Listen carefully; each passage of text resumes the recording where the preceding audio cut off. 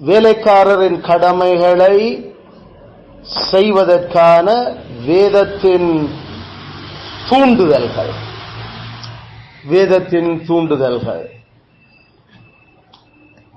Four motives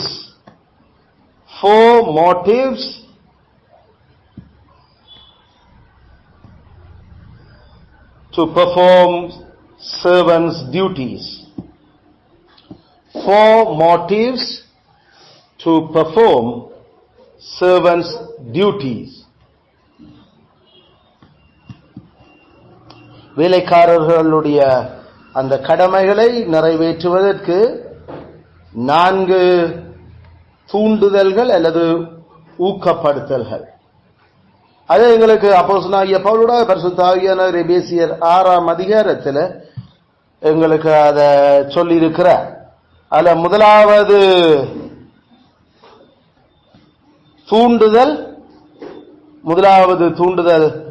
6:5 எங்களுக்கு சொல்லப்படுது. எபேசியர் 6:5.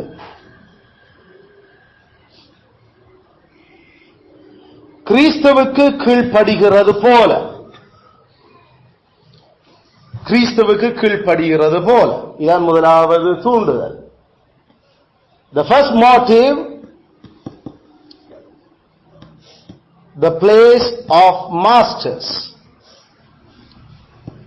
கிறிஸ்துவுக்கு கீழ்ப்படுகிறது போல என்கிறதனூடாக என்ன எங்களுக்கு சொல்லப்படுதுன்னா, எஜமான்களுக்கு கிறிஸ்து கொடுத்திருக்கிற இடம். அதுல முதலாவது தூண்டுதல் எஜமான்களினுடைய இடம்தான் எங்களை அந்த வேலைகளை செய்ய தூண்டவர். கிறிஸ்து எஜமான்களை தந்த இடத்துல அல்லது தனக்கு பதிலாக கொண்டு வந்து வச்சிருக்கிறார். அப்ப அது இப்ப எங்களை தூண்ட வேணும். நாங்கள் எங்கள் எஜமான்களுக்கு அந்த கடமைகளை நிறைவேற்றல, கிறிஸ்துவுக்கு அந்த கடமைகளை நிறைவேற்றுவோம் என்றதை மறக்க கூடாது. ஏன்னா கிறிஸ்துவுக்கு கீழ்ப்படுகிறது போல என்ற சொல்லினூடாக நாங்கள் வேலைக்காரர்கள் எங்களுடைய கடமைகளை நாங்கள் செய்ய போறோம். அது மாம்சத்தின்படியான ஒரு எஜமானுக்கு தான். ஆனா வேதம் சொல்லுது நாங்கள் கிறிஸ்துவுக்கு கீழ்ப்படுகிற போல அந்த வேலையை செய்யணும். அப்ப அதுல இருந்து எடுக்கிற டெரைவேட்டிவ் பிரின்சிபல் அப்ப என்ன? சத்தியம். கிறிஸ்துவுக்கு நான் அந்த வேலையை செய்கிறேன்டா உண்மையில நான் சொல்றது மனுஷனுக்கு அப்படியேண்டா. ஆனா வேதம் சொல்றது கிறிஸ்துவுக்கு செய்கிற மாதிரி செய்ய. அப்ப ரெண்டையும் பொருத்தினோம்டா கிறிஸ்து அந்த இடத்துல அவருக்கு பதிலாக அந்த ஆளை எனக்கு எஜமானா வச்சிருக்கிறார். ஆகையால நான் அவருக்கு அந்த கிறிஸ்துவுக்கு செய்கிற போல அந்த வேலையை செய்யவும். இதுதான் நாங்கள் எங்களோட வேலைகளை செய்யறதுக்காக வேதம் சொல்றோம். முதலாவது கடம், முதலாவது ஊக்கப்படுத்தல், முதலாவது தூண்டுதல், மோட்டிவ். என்ன யோசனையோட நாங்கள் வேலை செய்ய வேணும்? கிறிஸ்து அந்த இடத்துல அந்த நபரை தனக்கு பதிலாக வச்சிருக்கிறார். கிறிஸ்துவனுடைய அந்த இடத்துல அந்த ஆளை கிறிஸ்து வச்சிருக்கிறார். ஆகல நான் இப்ப செய்யற வேலை கிறிஸ்துவுக்கு தான் செய்கிறேன். அவ்வளவுதான் ஒவ்வொரு வேலைக்காரற்ற நோக்கம், ஒவ்வொரு குடும்பத்திலையும் ஒவ்வொரு பிள்ளைகளினுடைய நோக்கம். நாமல் அதை செய்யறது அப்பா அம்மாவுக்கு நாங்கள் அந்த வேலைகளை நாங்கள் செய்கிறது, அவர்கள் சொல்லுற கடமைகள் தேவைப்படுத்துற கடமைகளுக்கு நாங்கள் அதை செய்கிறது. கிறிஸ்து அவர்களை அந்த இடத்துல தனக்கு பதிலா வச்சிருக்கிறார். அதனால நாங்கள் செய்தே ஆகும். they are in Christ stead அல்லது they are in the room of Christ. கிறிஸ்து எடுக்க வேண்டிய இடத்தை அந்த ஆளுக்கு கிறிஸ்துவ கொடுத்து வச்சிருக்கிறார். அதுல ஒவ்வொரு வேலைக்காரர் வருமான உழைப்பு காரண வேலைகளை செய்கிறோமோ அல்லது வருமான உழைப்ப நாம எதிர்காலத்தில் செய்யறதுக்காக இப்ப வேலை செய்கிறோமோ, எல்லாரும் அந்த வேலைக்காரர்கள் நாங்கள் அதை படிச்சிருக்கிறோம். வேதத்தின்படி அந்த முதலாவது வேதம் கொடுக்கிற தூண்டுதல் அல்ல, கிறிஸ்துவனுடைய இடத்துல அவர்கள் கிறிஸ்து வச்சிருக்கிறார். the place of masters. அதனால எங்களுக்கு தெரியும் மத்தேயு 28:18, மத்தேயு 28:18, 1 கொரிந்தியர் 8:6,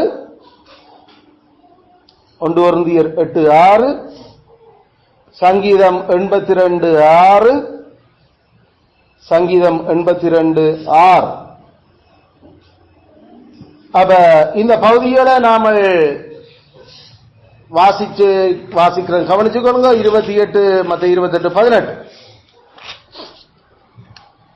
அப்பொழுது இயேசு சமயத்திலிருந்து அவர்களை நோக்கி, வானத்திலும் பூமியிலும் சகல அதிகாரமும் எனக்கு கொடுக்கப்பட்டிருக்கு. சகல அதிகாரம் என்றதுக்குள்ள நாங்கள் இப்ப வேலை செய்யற அந்த எஜமான்களுக்கு அந்த அதிகாரத்தை கொடுத்து வச்சிருக்கிறது மடங்கு. ஏண்டா அதிகாரம் எல்லாமே கிறிஸ்துவுக்கு தான் இருக்குதுண்டா, அப்ப எங்களுக்கு மேல இப்ப அதிகாரம், அதாவது வேலைக்காரங்களுக்கு மேல ஒரு அதிகாரத்தை கத்தர் வச்சிருக்கிறாண்டா கிறிஸ்து தான் அந்த அதிகாரத்தை அவருக்கு கொடுத்திருக்கிறார். ஏடா வானத்திலும் பூமியிலும் சகல அதிகாரம் இப்ப கிறிஸ்து விட்ட தான் இருக்கு. கிறிஸ்துவத்தான் தேவன் திரியக கடவுள் இந்த பூமியினுடைய சகல மனுஷர்களுடைய அதிகாரங்களுக்கும், ஏன் பரலோகத்திலும் பூலோகத்திலும் உள்ள யாவற்றுக்கும் அவரை ஆண்டவனாக்கி வச்சிருக்கிறார். இத கூரியோ அவரால் எங்களுடைய கூரியோஸ் கேப்டன். அதான் எங்களுக்கு அப்போஸ்தலன் பவுல் 1 கொரிந்தியர் அதை பற்றி கதை கேட்கல. 1 கொரிந்தியர் 8:6. 1 கொரிந்தியர் 8:6. பிதாவாகிய ஒரே கடவுள் நமக்குண்டு, அவளாலே சகலமும் உண்டாயிருக்கிறது, அவருக்கு நாமும் உண்டாயிருக்கிறோம், இயேசு கிறிஸ்து என்னும் ஒரே ஆண்டவரும் கர்த்தரும் நமக்குண்டு, அவர் மூலமாய் சகலமும் உண்டாயிருக்கிறது, அவர் மூலமாய் நாமும் உண்டாயிருக்கிறோம். அதனால கிறிஸ்துவாகிய அந்த கர்த்தன் அல்லது அந்த ஆண்டவன், லார்ட், மாஸ்டர், அதுல இங்கிலீஷ்ல அந்த வேர்ட் மாஸ்டர், அதான் கூரியோஸ். அப்ப யாரு இந்த பூமியிலையும் பரலோகத்திலும் யாரு மாஸ்டர்? உண்மையில கிறிஸ்து இயேசு. அதனால கடவுள் கிறிஸ்துவத்தன் எல்லாத்துக்கும் அதிபதியா மாஸ்டரா வச்சிருக்கிறார். மாஸ்டர் சொல்றது ஆண்டவன், லார்ட். அதனால அப்படிப்பட்ட அந்த ஆண்டவன் தான் தனக்கு கீழே அவர் பல ஆண்டவன்மார்களை ஏற்படுத்தி வச்சிருக்கிறார். ஆண்டவன்மார்கள் அல்லது நாம சொல்லலாம் அவர்கள் கர்த்தாக்கள் என்று தமிழ்ல நமக்கு வருது. பல கர்த்தாக்கள் உண்டு, அதாவது பல ஆண்டவன்மார்கள் உண்டு. அதாவது கிறிஸ்து இயேசுவுக்கு கீழே அவர் வச்சிருக்கிற பல ஆண்டவன்மார்கள் இந்த பூமியில கடவுள் வச்சிருக்கிறார். அதுல ஒரு ஆண்டவன் தான் நாம வேலை செய்யறதுக்கு எங்களுக்கு மேல இருக்கிற அதிகாரி, அந்த எஜமான். அதே போல பெற்ற தகப்பன் தாய் எங்களுடைய ஆண்டவன், வேதமத எங்களுக்கு சொல்லு. இப்படி எங்களுக்கு மேலாக கடவுள் அதிகாரத்தில் வச்சிருக்கிற அந்த ஆண்டவன்மார்களை பற்றி வேதங்கள். அதே நேரம் ஆண்டவன்மார் என்று மட்டும் இல்லை, அவர்களை வேதம் ஒரு இடத்துல கடவுள் என்றும் அழைக்குது. கடவுள்கள் என்றும் அவர்களைத்தான் வேதம் அழைக்குது ஒரு இடத்துல. அதைத்தான் நாங்கள் 82:6 சங்கீதம் 82:6 அந்த ஆண்டவன்மார்களை வேதமங்களுக்கு ஆண்டவர் எப்படிப்பட்ட அதிகாரத்தை கொடுக்கிறார்? 82:6 நீங்கள் தேவர்கள் என்றும் நீங்கள் எல்லாரும் உன்னதமானவரின் மக்கள் என்றும் நான் சொல்லி இருந்தேன். நீங்கள் தேவர்கள் என்றும், அதாவது அந்த இடத்துல எங்களுக்கு காட் என்ற அந்த சொல்லு லார்ட் மட்டும் இல்ல, காடும் எங்களுடைய பாஸ், எங்களுடைய எஜமான்கள், எங்களுடைய ஆண்டவன் மட்டுமில்ல, எங்களோட கடவுள். ஏன்னா வேதம் அவர்களுக்கு கிறிஸ்துவனுடைய இடத்தை கொடுத்து வச்சிருக்கிறார். அதுல என்ன இடத்தை நாம கலைக்கிறோம்? நீங்கள் சேவர்கள் என்றும் ஆறுகள் அங்க மக்களுக்கு மேல ஆட்சி செய்கிறார்கள். ஆகிற எங்களை ஆண்டு எங்கள்கிட்ட இருந்த அந்த திறமைகளூடாக அந்த வேலைகளை பெற்றுக்கொள்ற கிறிஸ்து எங்களுக்கு வேதத்துல காட்டியிருக்கிற அவ்வளவு வேலைக்காரர் கடமைகளையும் எங்களிடமிருந்து பெற்றுக்கொள்றதுக்காக கிறிஸ்து அவர்களை தேவர்கள் ஆக்கியிருக்கிறார் அல்லது கடவுளர்கள் ஆக்கி இருக்கிறார். அதுல ஒரு விதத்துல எங்களோட பஸ் கடவுள் என்று சொல்றது வேதம் அது சரி என்று சொல்லு. ஏன்னா கடவுளுடைய இடத்தை பஸ் ஆண்டவர் தான் அதை கொடுத்திருக்கிறார். வேதம் அது எங்களுக்கு அதே போல அநேக கர்த்தாக்களும் இந்த பூமியில உண்டு என்ற வேத வசனம் எங்களுக்கு அதை தான் சொல்லு. அதாவது அவர்கள் கிறிஸ்துவுக்கு சமனான ஆக்கள் அல்ல, கிறிஸ்துவனுடைய அதிகாரத்தை பெற்று கிறிஸ்துவ இடத்துல இருக்கிற ஆக்கள் இந்த பூமியில. அதனால அவர்கள் கர்த்தாக்களும் அவர்கள் தேவர்கள். இந்த விஷயத்தை நாம விளங்கிக் கொண்டோம் என்று சொன்னா எங்களுடைய நாம் இவ்வளவு நாளும் படிச்ச வேலைக்காரருடைய கடமைகள் எவ்வளவு மனசார நேர்மையோட விளைதிறன் வினைத்திறனோட அது செய்யப்பட வேண்டும். நாங்கள் ஒரு குறிப்பிட்ட எக்ஸ்டெண்ட் ஆளுக்கு வேலை செய்ய இல்லை. நாங்கள் கிறிஸ்துவுக்குத்தான் இந்த பணி வேலைகளை செய்கிறோம். கிறிஸ்துவிட்ட இருந்த அந்த தாளந்துகளை பெற்றோம். நாங்கள் கிறிஸ்துவுக்கு தான் அந்த வேலைகளை செய்து கொண்டிருக்கிறோம். அதைத்தான் எங்களுக்கு முதலாவது ஊக்கப்படுத்தலாக கிறிஸ்துவுக்கு நீங்கள் வேலை செய்கிறது போல, கீழ்படுகிறது போல. அதனால இந்த விஷயத்தை நாங்கள் விளங்கிக்கணும். அவ இதுக்கு எதிராக போகல. யாராவது எங்களுடைய பஸ் அல்லது எங்களுடைய பிரின்சிபல்ஸ் அல்லது எங்களுடைய பெற்றார அவர்கள் நிராகரிக்கிற பொழுது அவர்கள் யார் அப்ப நிராகரிக்கிறோம்? நாம கிறிஸ்துவை நிராகரிக்க தொடங்கும். we reject Christ. நாம பஸ் மேல நாம அலட்சியம் செய்யக்க நாங்கள் யாராட்ட அலட்சியம் செய்கிறோம்? அந்த வேலைகளை செய்யாம கிறிஸ்துவ அலட்சியம் செய்கிறோம். இதைத்தான் எங்களுக்கு 1 சாமுவேல்ல ஆண்டவர் சாமுவேலை பார்த்து சாமுவேல் ஆண்டவன் இஸ்ரவேலினுடைய ஆண்டவன் சாமுவேல். அங்க ராஜாவும் இல்ல, ஒருவரும் இல்ல. அவன் தான் நியாயாதிபதி, அவன் தான் தீர்க்கதரிசி, அவன் தான் ஆசாரியனும் கூட. அயல சனம் மக்கள் அந்த தங்களோட கடமைகளை அந்த ஆண்டவனுக்கு செய்ய மறுத்துச்சினான். ஆண்டவர் சொன்ன அவர்கள் உண்மை அல்ல, என்னத்தான் நிராகரிச்சிருக்கிறார்கள். அந்த பாயிண்ட கவனிச்சு கொள்ளுங்க. கிறிஸ்து கண்ட இடத்துல வச்ச ஆட்களை நாங்கள் நிராகரிக்க வலிக்கிறீங்கள, கிறிஸ்து அதை பார்க்க தன்னை நிராகரிக்கிற மாதிரி. அதை அப்படி ஓப்பன் அவர்கள் உண்மை அல்ல, என்னத்தான் அவர்கள் வேண்டாம் என்று சொல்லுகிறார்.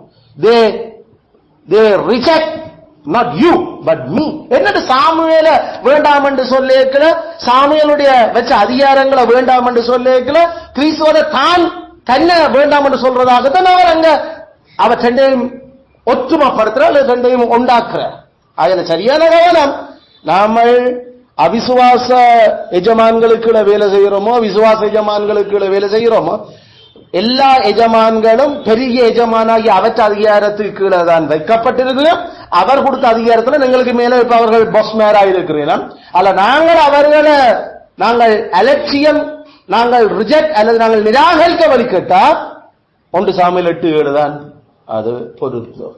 அதனால நாம நிராகரிச்ச பிறகு அதுக்கு வேற பிரச்சனை என்னன்னு சொல்லி ஆண்டவர் அதை சாமுவேல்லையே அதிலேயே எங்களுக்கு சொல்லி இருக்க கவனம். அதுக்கு பிறகு எப்படி நாம இறுகுவோம் சரியா என்றத அதுக்கு பிறகு நமக்கு சுதந்திரம் எல்லாம் இல்லாம போகுது, நமக்கு பெரிய பிரச்சனை. அதுக்கு பிறகு அதை நீங்கள் சாமுவேல வாசி பாருங்க. நாம கர்த்தரை நிராகரிச்சா எப்படி வாழ்க்கை பெரும் பிரச்சனையா மாறும் என்றத கர்த்தரை எங்க நான் கர்த்தரை நிராகரிச்சேன்? நான் கர்த்தர் உனக்கு மேல வச்ச எஜமான நிராகரிக்கிறேன். ஆகல சரியான கவனம். நான் கர்த்தரை விட்டுட்டு போகல. யோ கர்த்தர் சிந்த அதுதானே கர்த்தர விருப்பம் என்ன? நான் வச்ச அதிகாரத்துக்குள்ள நீ ஒழுங்கா உங்க கடமையை செய். ஆண்டவர் என்னன்னு சரியான கஷ்டமா இருக்கு வேலைக்குள்ள வேலை செய்யறோம், நான் தான் இருந்தாலும் வச்சேன். நான் அவன் எனக்கு வேலை செய்யற கஷ்டமா இருக்குதோ? கிறிஸ்து அதை அப்படித்தான் எடுக்கிற கஷ்டமா கடினமான எஜமான வச்சிருக்கிறோம், அதுக்கு உன்னை புறம்பட்டு சரிப்படுத்துறதுக்கு தான். அதனால என்னட்ட பலத்தை பெற்றுக்கொண்டு சரியா எனக்கு வேலை செய்யும் அந்த ஆளுக்கு விளங்குவோம். அதை விட்டு போட்டு நிராகரிச்சு ஓட வலிக்கிட்டோமோ, அது நாம பல சந்தர்ப்பத்துல பார்த்தோம். திருப்பியும் கர்த்தரோடு எங்க ஓடுற இரு அடங்கு அந்த ஆளுக்குள்ள வேலைக்கு. அது எவ்வளவு பெரிய கொடூர பொருளாசக்கார முரட்டுத்தனமான எஜமான இருந்தாலும் போய் அடங்கி உண்ட நான் சொன்ன எல்லா கடமைகளையும் செய்யாங்க.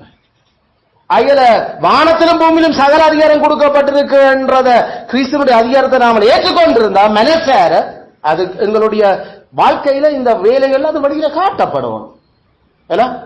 அதுக்காக எல்லாமே ஹாப்பியா போகும் என்று நாங்கள் சொல்ல வரையில அதுதான் ஆண்டுக்கு சொல்லிட்டு அது இந்த பூமியில முரட்டு எஜமான்களா இருந்தாலும் கீழ்ப்படி அடங்கி உனக்கு தந்த அந்த தாளந்துல ஜோசேப்ல இருந்து எல்லாரும் ஸ்மூத்தான சாஃப்டான எஜமான்களுக்கு வேலை செய்து பழக அவங்களுக்கு நல்ல தயவான ஆட்களும் இருந்தா அதே தயவானால் மாறி மற்ற பக்கம் சிறையிலையும் போடுற அளவுக்கும் போயிருந்தாங்க. அதனால ஒரே ஆள்லயே முரட்டு குணமும் ஒரே ஆள்லயே சரியான தயவும் இருக்கிற இதெல்லாம் பரிசுத்தவான்கள் அந்த வேலைகளை பழகினவங்க. அவங்க வேலை செய்து அவங்க ஒரே கிறிஸ்து எங்களுக்கு மேல கிறிஸ்துக்காக இதை செய்கிறார். கிறிஸ்து அந்த இடத்துல அவரை வச்சிருக்கிறார். கிறிஸ்து தான் அந்த இடத்துல இருக்கிறார். அதனால நாங்கள் செய்ய வேணும் என்று. அதனால இது முதலாவது நோக்கம். வேலைக்காரர் தங்களுடைய வேலைகளை செய்யறதுக்கு வேதம் கொடுக்கிற முதலாவது அந்த யோசனை அல்லது நோக்கம் அல்லது தூண்டுதல், எஜமான்களுக்கு இடம் யாரு அந்த இடத்துல இருக்கிறது என்றது, அல்லது அந்த இடத்துல யாரு இருத்தினது, அந்த கதிரையில யாரு அந்த இருத்தினது என்றதுதான் முதலாவது காரணம். அதனால அதை நாங்கள் இரண்டாவது காரணம், இரண்டாவது நோக்கம் எங்களுக்கு சொல்லப்படுது. அதே 6ஆம் வசனத்தில் எபேசியர் 6:6 எபேசியர் 6:6 அல்ல எபேசியர் 6:6 கிறிஸ்துவின் ஊழியக்காரராக கிறிஸ்துவின் ஊழியக்காரராக கிறிஸ்துவின் ஊழியக்காரராக அதனால கிறிஸ்துவின் ஊழியக்காரராக என்கிற அந்த சொல்லினூடாக எந்த விஷயம் எங்களுக்கு சொல்லப்படுது? வேலைக்காரருடைய இடம் எங்களுக்கு சொல்லப்படுது. வேலைக்காரரின் இடம், the place of servants, வேலைக்காரரின் இடம், வேலைக்காரருடைய இடம். கிறிஸ்துவின் ஊழியக்காரராக கிறிஸ்து எங்களை வேலைக்காரரா அழைச்சிருக்கிறார். கிறிஸ்து எங்களுக்கு வேலைக்காரர் என்ற அந்த அழைப்பை அவர் எங்களுக்கு கொடுத்திருக்கிறார். அதனால நாங்கள் கிறிஸ்து எங்களுக்கு தந்த அந்த இடத்தை கனப்படுத்தி கிறிஸ்து எங்களுக்கு மிகவும் பொருத்தமானது என்று சொல்லித்தான் வேலைக்காரர் நாங்கள் அழைச்சிருக்கிறார். அதனால நாங்கள் அந்த வேலைக்காரருடைய எல்லா கடமைகளையும் நாங்கள் கனமிக்கதாக நிறைவேற்ற வேணும். ஏன்னா கிறிஸ்து எங்களை அழைச்சிருக்கிறார் என்றால் அது ஒரு சீப்பான அழைப்பு இல்லை. ஏன்னா அது கிறிஸ்துவனுடைய அழைப்பு, அது கனவீனமான அழைப்பு இல்லை. ஏன்னா கிறிஸ்து அழைச்சிருக்கிறார். கிறிஸ்து எங்களை அழைச்சிருக்கிறார் என்றா, அதாவது அந்த அழைப்பு வேலைக்காரராக அவர் எங்களை அழைச்சிருக்கிறார் என்றா, அது இந்த உலகத்தினுடைய பார்வையில வேற வேற அவர் அது இறங்கலாம். ஆனா கிறிஸ்து அது தண்டவரில் மிக பொருத்தமானதும் கனமானதும் என்றபடியத்தான் அவர் எங்களுக்கு அந்த அழைப்பை கொடுத்திருக்கிறார். அதனால 1 கொரிந்தியர் 7:21-22 1 கொரிந்தியர் 7:21-22 வேலைக்காரனாய் நீ அழைக்கப்பட்டிருந்தால் கவலைப்படாது. நீ சுயாதீனனாக கூடுமானால் அதை நலமென்று அனுசரித்துக் கொள். கர்த்தருக்குள் அழைக்கப்பட்ட வேலைக்காரன் கர்த்தருடைய சுயாதீனனாயிருக்கிறான். அப்படியே அழைக்கப்பட்ட சுயாதீனன் கிறிஸ்துவனுடைய வேலைக்காரனாயிருக்கிறான். அந்த இடத்துல அடிமை என்ற அந்த சொல்லுதான் வேதத்துல வேலைக்காரருக்கும் பயன்படுத்தப்படுது. அதுல வேலைக்காரர் பைபிள் எங்களுக்கு அடிமை என்ற அந்த சொல்லு தான் தமிழ்ல சில இடத்துல அந்த சொல்லத்தான் கிரீக் அல்லது ஹீப்ரு வேர்டு தான் அவர்கள் ஒரு இடத்துல சில சந்தர்ப்பத்தில் அவர்கள் வேலைக்காரனும் சில சந்தர்ப்பத்தில் அடிமை என்று மொழிபெயர்க்கிறேன் தமிழில். அதை இங்கிலீஷ்ல சில வேளையில சர்வன்ட் என்று மொழிபெயர்ப்பினோம், சில வேளையில அத பாண்ட் சர்வன்ட் என்று சொல்லுவினோம். அப்ப பாண்ட் சர்வன்ட் இப்ப நமக்கு பாண்ட் எழுதி நாம சைன் பண்ணி வேலை செய்யற வழக்கங்கள் எங்களுக்கு இருக்கு. வெளிநாடுகள்ல நாங்கள் வேலை செய்யல நாங்கள் பாண்ட் சைன் பண்ணித்தான் அந்த வேலைகளை செய்யறோம். நாங்கள் அதாவது 2 வருஷ அக்ரிமெண்ட்ல 2 வருஷ பாண்ட்ல நாங்கள் அந்த வேலைகளை செய்யறோம். அது 1 வருஷ பாண்ட். அப்ப அந்த பாண்ட் சர்வன்ட் என்று சொல்றதுதான் தமிழ்ல அது அடிமை வேலைக்காரர் என்ற பதத்தில் அவர்கள் அதை மொழிபெயர்க்கிறோம். ஆனா கிரீக்கில அது ஒன்றுதான், டியூலோஸ். அப்போஸ்தலனாகிய பவுல் அல்லது அப்போஸ்தலர்கள் தங்களை பற்றி சொல்லிக்கல கிறிஸ்துவனுடைய வேலைக்காரர் என்று அவர் சொல்லியிருக்க, அவர்கள் அந்த அடிமை வேலைக்காரர் என்ற சொல்லத்தான் அவரை பயன்படுத்துகிறோம், பாண்ட் சர்வன்ட். ஆனா கிறிஸ்துவர் அழைக்கப்பட்டவர்கள் அவர் அழைப்பினுடைய கனம் எவ்வளவு, அது பெருசு. அழைச்சவர் யார் என்றதான் இங்க கேள்வியை தவிர அழைக்கப்பட்ட அந்த அழைப்பு இந்த உலகத்தால் மனுஷன் வரல எவ்வளவு மேலானது கீழானது என்ற கதை இல்ல. கிறிஸ்து அழைச்சிருக்கிறாரோ என்றா அந்த அழைப்பு அது உன்னதமானது. ஏண்டா அவர் அந்த வேலைக்காக அவர் எங்களை அழைச்சிருக்கிறார். கிறிஸ்து அந்த வேலைக்காக அழைச்சிருக்கிறாரோ அப்படி என்ன நாங்க கிறிஸ்துவுக்குள்ள ஃப்ரீ மேன். நாங்க கிறிஸ்துவனுடைய விருப்பத்தின்படி வேலை செய்யறையாக எங்களுடைய விருப்பத்தின்படி வேலை செய்கிறது இல்லை. அதனால நமக்கு விருப்பமான வேலைக்கு நாம போயிருக்க வேணும் என்று சொன்னா கடைசியில கிறிஸ்துவனுடைய விருப்பத்தை சிலவர்கள் நாம் உடைச்சிருப்போம். கிறிஸ்துவனுடைய வேலைக்காகத்தான் நாம உள்ளுக்கு இறங்கி வேலை செய்யறோம் என்றா அது நிச்சயமா நமக்கு இந்த பூமியில சரியான மகிமையும் பிரியோசனமா இருக்கு. நாம சரியான பிரியோசனமா இருப்போம் மற்றையாக்களுக்கு.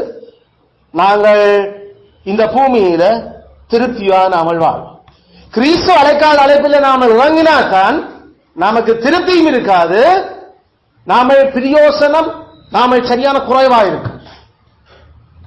கிறிஸ்து அழைக்காத பண்ணா அது ஃபுல் திருப்தியா இருக்கும், நாங்கள் சரியான பிரியோசனமா இருப்போம். அதுல அந்த இடத்துல எந்த உலகத்தாற்ற பார்வையில எப்படிப்பட்ட அழைப்பு என்றதில் எங்களுக்கு இந்த கேள்வி. கிறிஸ்து அந்த அழைப்புக்கு எங்களை அழைச்சிருக்கிறார் என்றால் அது மகிமையான மேன்மையான அழைப்பு. அது பேஸ் இல்ல, அது ஆனர், அது கனம் உள்ளது, அது கனகினம் அல்ல. ஆனா உலகத்தார் கனகினம் அதை பார்க்கலாம். அப்போது நாங்கள் உலகத்தாருக்கு துடைச்சு போடுற அழுக்கு மேற்தான் கிடக்கிறோம். ஐயோ எங்களை கால் மீதி மேத்தன்னு அவங்க யோசிச்சு கொண்டு இருக்கிறாங்க. ஆனா கிறிஸ்து எங்களை அந்த அழைப்புக்கு தான் அழைச்சிருக்கிறார். அது சரியான கனமா நாங்கள் அந்த உலகத்தை ஆளுறதுக்கான அழைப்பில் இருந்து கொண்டிருக்கிறோம். அதுல என்னுடைய சுவிசேஷத்தின்படி தேவன் நியாயம் தீர்ப்பாராக்கள். ஆகையால அந்த அழைப்பு உலகத்தாட்ட பார்வையில என்ன ஆக்கள் அவனும் இதுவும் ஊழியமாம் சேச்சாம் இதாம் என்றத அவங்க. ஆனா அப்போஸ்தலர்கள் அழைப்பு அது கிறிஸ்து அழைச்ச அழைப்பு. அதுல அது நேரம் அவர் அப்போஸ்தலர் இல்லாம அவர் டீக்கன் அழைச்சிருக்கிறார் அல்லது மூப்பர் அழைச்சிருக்கிறார், அது கிறிஸ்து அழைச்ச அழைப்பு. அவர் எங்களை சபைக்கு வெளியிலையும் பல அழைப்புகள் அழைக்கிறார். அதுலயும் அது எந்த எங்களுக்கு தந்த வரங்கள் அந்த இயலுமைகளுக்கு ஏற்ற விதத்தில் அவருக்கு அழைப்பு இருக்கும். அது உலகத்தாற்ற பார்வையில் சில சீப்பா இருக்கலாம், கிறிஸ்துவனுடைய பார்வையில அது எங்களுக்கு ஆறுதலும் கனமும் பிரியோசனம் நிறைஞ்சதா இருக்கு. அதுல நாங்கள் சரியான கவனம். அதுல அழைப்பா என்ன மாணவனை அழைச்சிருக்கிறார், அப்ப அது சரியான பிரியோசனமான கனமான அழைப்பு. அந்த குறிப்பிட்ட காலம் பிறகு நாங்கள் அதெல்லாம் இருக்கப்போம். நாங்கள் அந்த அழைப்புகள்ல எங்களை தேவன் வச்சிருக்கும் வரைக்கும் நாங்கள் சரியான திருப்தியோட பிரியோசனமா அதுல நாம இருக்கவ. எனக்கு விருப்பம் இல்ல, எனக்கு இது சரி. கிறிஸ்து என்ன இப்ப இந்த கிஃப்ட்களோட அழைச்சிருக்கிற, அதோட நாம அதுல நாம வேலை செய்யறோம். சில நேரம் சில பேர்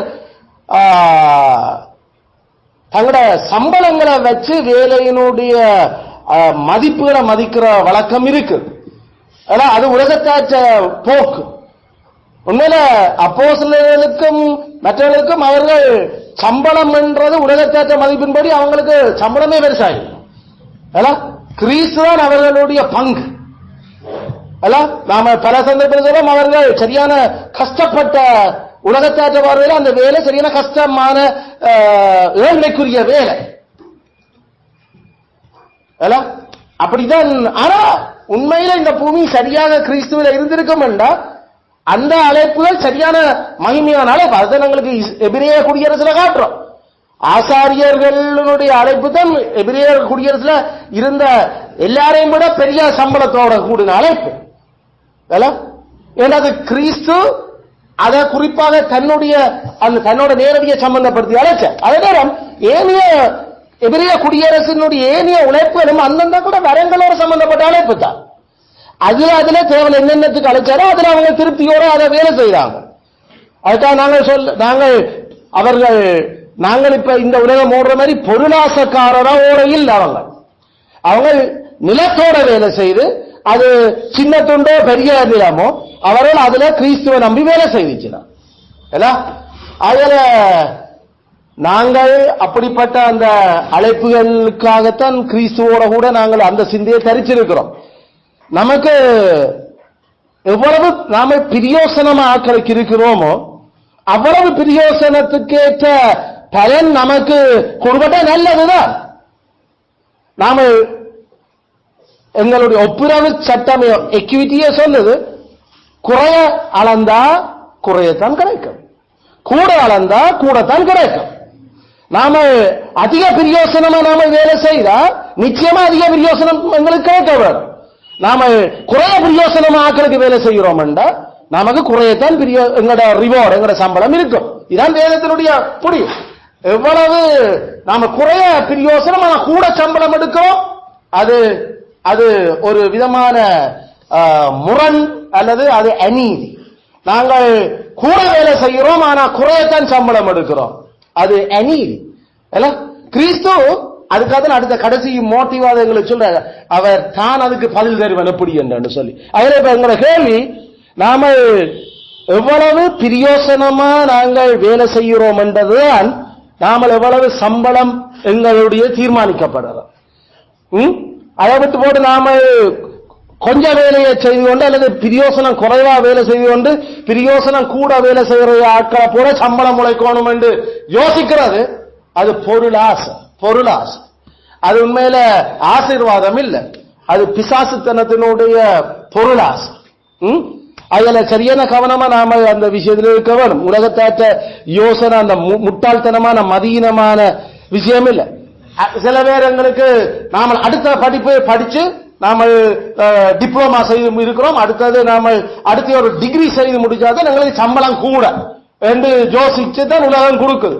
இப்ப கேள்வி, டிகிரியையும் செய்து ஓட்டும் முதல் செய்த அதே அளவு வேலை நான் செய்கிறேன், முதல் டிப்ளமா செய்த அதே வேலையை தான் டிகிரி எடுத்த அப்புறம் செய்கிறேன், கூட பிரயோசனமா ஒன்றும் செய்ய அதுக்கு மேல. அப்ப பிரயோஜனத்துக்கு எனக்கு கூட சம்பளம் தரும். டிப்ளமா செய்து இருந்த அந்த அறிவோட செய்கிற வேலையைத்தான் நான் டிகிரி செய்த அப்புறம் செய்து கொண்டிருக்கிறேன். ஆனா உலகம் என்ன செய்யுது, அவர் டிகிரி வச்சுக்கிற அப்ப சம்பளம் கூட, ஆனா பிரயோசனம் அதே அளவுதான் கொடுக்கிறார். எவ்வளவு ஒரு அநீதியான உலகம். உண்மையில டிகிரி வச்சிருந்தவன் பிரயோசனம் குறைவா வேலை செய்யறத விட செய்யறான்டா, அதை விட பிரயோசனமா டிப்ளமா செய்து வச்சிருக்கிறவன் செய்யறான்னா அவருக்கு கூட சம்பளம் கொடுக்கணும். எவ்வளவு கூட பிரயோசனமா வேலை செய்யறோமோ அதுக்கு தான் சம்பளம். அதுல உலகத்தாற்ற ஸ்டைலில் நாம படிக்கிறதும் இல்லை, டிகிரியில் எடுத்துக்கொண்டு போறதும் இல்லை. நாங்கள் கனவேருக்கு இன்னும் இருக்கிறத விட அதிக பிரயோசனமா நாம எவ்வளவு கிறிஸ்துவோட வரங்களை பயன்படுத்தலாம் என்றதுக்கு தான் படிப்புகளே தவிர சம்பளம் கூட உழைக்கலாம் என்றதுக்காக இல்ல. படிப்பு நாம எவ்வளவு ஸ்கில் எங்கள பெருகி நாம எவ்வளவு இன்னும் அதிக பிரயோசனமா இருக்க போறோம், அதுக்குத்தான் சம்பளம். அதுதான் வேதமங்களுக்கு காட்டுற முறை. அதனால கனவேர் எங்களுக்கு தெரியும் முறைத்தாக்கள் அவ வந்து படிக்கிற வயசுல ஒழுங்கா படிக்கல, அதுகளை பிறகு வேலை செய்ய வந்தா பிறகு இல்ல அவங்க வந்து நல்லா படிச்சாக்கள் அவளுக்கு சம்பளம் கூட. அப்ப நாங்களும் படிச்சுட்டா எங்களுக்கும் சம்பளம் கூட. உண்மையில படிச்சியாக்கள் என்றபடியால் இல்ல சம்பளம் கூட, அவர்கள் தங்களுடைய அந்த படிக்க வேண்டிய வயதில் ஒழுங்கா படிச்சு பிரியோசனமாயிருந்தவர். அதனால அந்த பிரியோசனத்துக்கு அவர்களுக்கு சம்பளம் அதுக்கு அந்த பிரியோசனத்துக்கு வருது. நீ அதை பார்த்து இச்சிச்சு நீ பிரியோசனமா இருக்க வேண்டிய வயசுல பிரியோசனம் இல்ல, கழுத வயசு வந்தா பிறகு படிக்க போறோம் படிச்சு என்ன பிரியோசனத்தை செய்ய போற? அப்படிதான் அவ்வளவு ஓடிக்கொண்டு இருக்குது. அப்படிதான் கிளம்பரோடு வேணும்.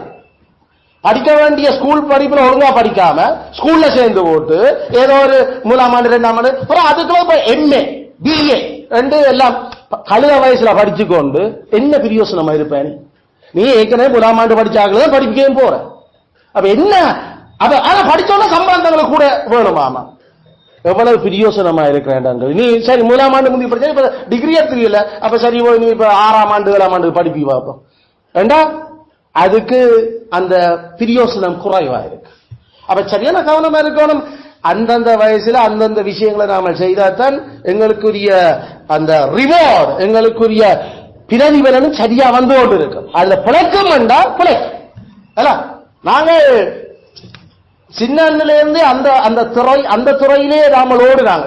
நான் படிப்பை மட்டும் நான் ஸ்கூல் படிப்பை மட்டும் நாங்களுக்கு கதை கேல நாங்க சொல்றது நாங்கள் ஸ்கூல்ல படிச்சு கொண்டிருக்கே எங்களுக்கு அந்த தாளந்துகள் விஷயங்கள் எங்களுக்கு தெரியுது. அது தகப்பன்மாருடைய தொழில் அல்லது எங்களுடைய பரம்பரையில இருக்கிற அந்த தொழில்கள் இருக்குதுன்னு சொன்னா அதுகளை செய்யற அதுக்கும் படிப்பு தான். அந்த படிப்புல நீ 16, 17, 18 வயசுல அதுலயே இருந்து படிச்சு அந்த படிப்புன்னு சொன்னா அந்த அறிவை அடைஞ்சு அதுல பிரியோசனமா இருக்கிறியோ ஏன்னா வளர வளர அது கூட பிரியோசனமா இருப்ப. கட்டாயம் ஒரு மட்டையை காட்டி வச்சு கொண்டுதான் ஒரு எல்லாரும் உழைக்கணும் என்ற அவசியம் இல்லை. தேவை மட்டை இல்ல, அந்த அந்த சர்டிபிகேட் இல்ல. அந்த சர்டிபிகேட்டால கிடைக்கப்படுற அந்த ஸ்கில் அது 16, 17, 18, 19 வயசுல இருந்தே நமக்கு கிடைச்சு நாம 20, 25 வயசுல ஃபுல் ஃபிளெட்ஜ்ல அதை கொடுக்க தொடங்கி இருக்கிறோம் என்றால் அந்த சம்பளத்தை நாம ஆனா இப்ப எல்லாரும் உலகத்துல பொருளாசை இச்சை கூடி தங்களுடைய அந்த அழைப்பு நிலைமைகளை விட்டு அலைஞ்சு திரிகிற நட்சத்திரங்கள் மாதிரி எல்லாரும் ரிட்டையர்ட் ஆன பிறகு லோ செய்கிறது. அல்லது நாங்கள் அதுக்கு பிறகு என்ன பிரியோசனம் இருப்போம்டா அங்க ஒரு பிரியோசனம் இல்லை, போரை போட்டு சும்மா பவுசு காட்டுற இச்சை சமுதாயத்துக்கு இன்னும் இருக்கிறத விட எல்லாம் புலவுலையாக டாக்குமெண்ட்ஸ் எழுதி வச்சு போடுறது மிச்சம், வேற ஒன்றும் அங்க பிரியோசனம் இல்லை. அதுல நாங்கள் கிறிஸ்து எங்களை அந்த அழைப்புக்கு அழைச்சிருக்கிறாரோ அதுல நாங்கள் உற்சாகமா திருப்தியோடு நாமல் அதை செய்ய வைக்கல, அது கனமும் பிரியோசனம். தேவன் எங்களை அந்த நிலைமையில இருந்து அடுத்த லெவலுக்கு கொண்டு போறதுக்கு அவர் இன்னும் பிரியோசனமாக்க யோசிக்கிறாரோ அது செய்யறது எங்களுக்கு பிரச்சனை இல்லை. ஆனா வேற நோக்கத்துக்காக நாம அதை செய்ய இயலா. அதுல நாம பெரும் பெரும் ஆண்டவனுக்கு கணக்கு கொடுக்க வேண்டியார்கள். எங்களுடைய நோக்கம் என்னன்றது நாம விளங்க வேண்டும். மூன்றாவது தூண்டுதல் 6:6 எபேசியர் 6:6 தேவனுடைய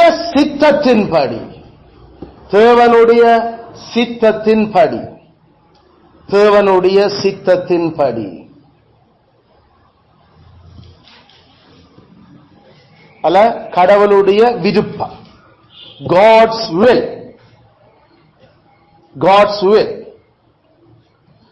மூன்றாவது அந்த தூண்டுதல் என்ன? வேலைக்காரர் தங்களோட வேலைகளை செய்யறதுக்கு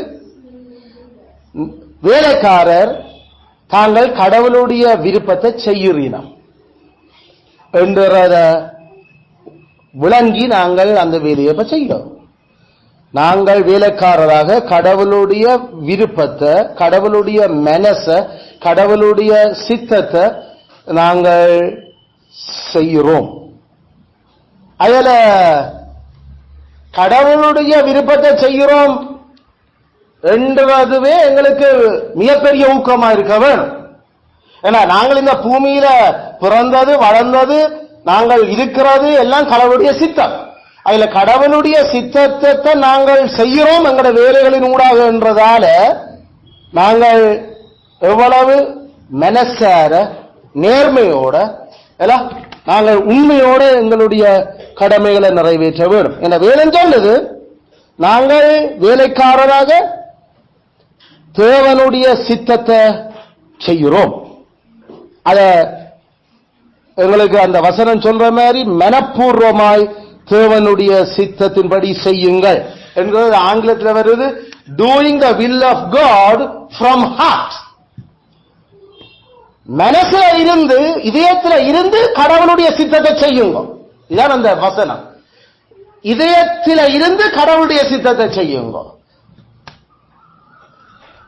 உங்களுடைய இதயத்தின் இருந்து, அதாவது மனசு வச்சு கடவுளுடைய சித்தத்தை செய்யுங்க. இதான் அந்த வசனம்.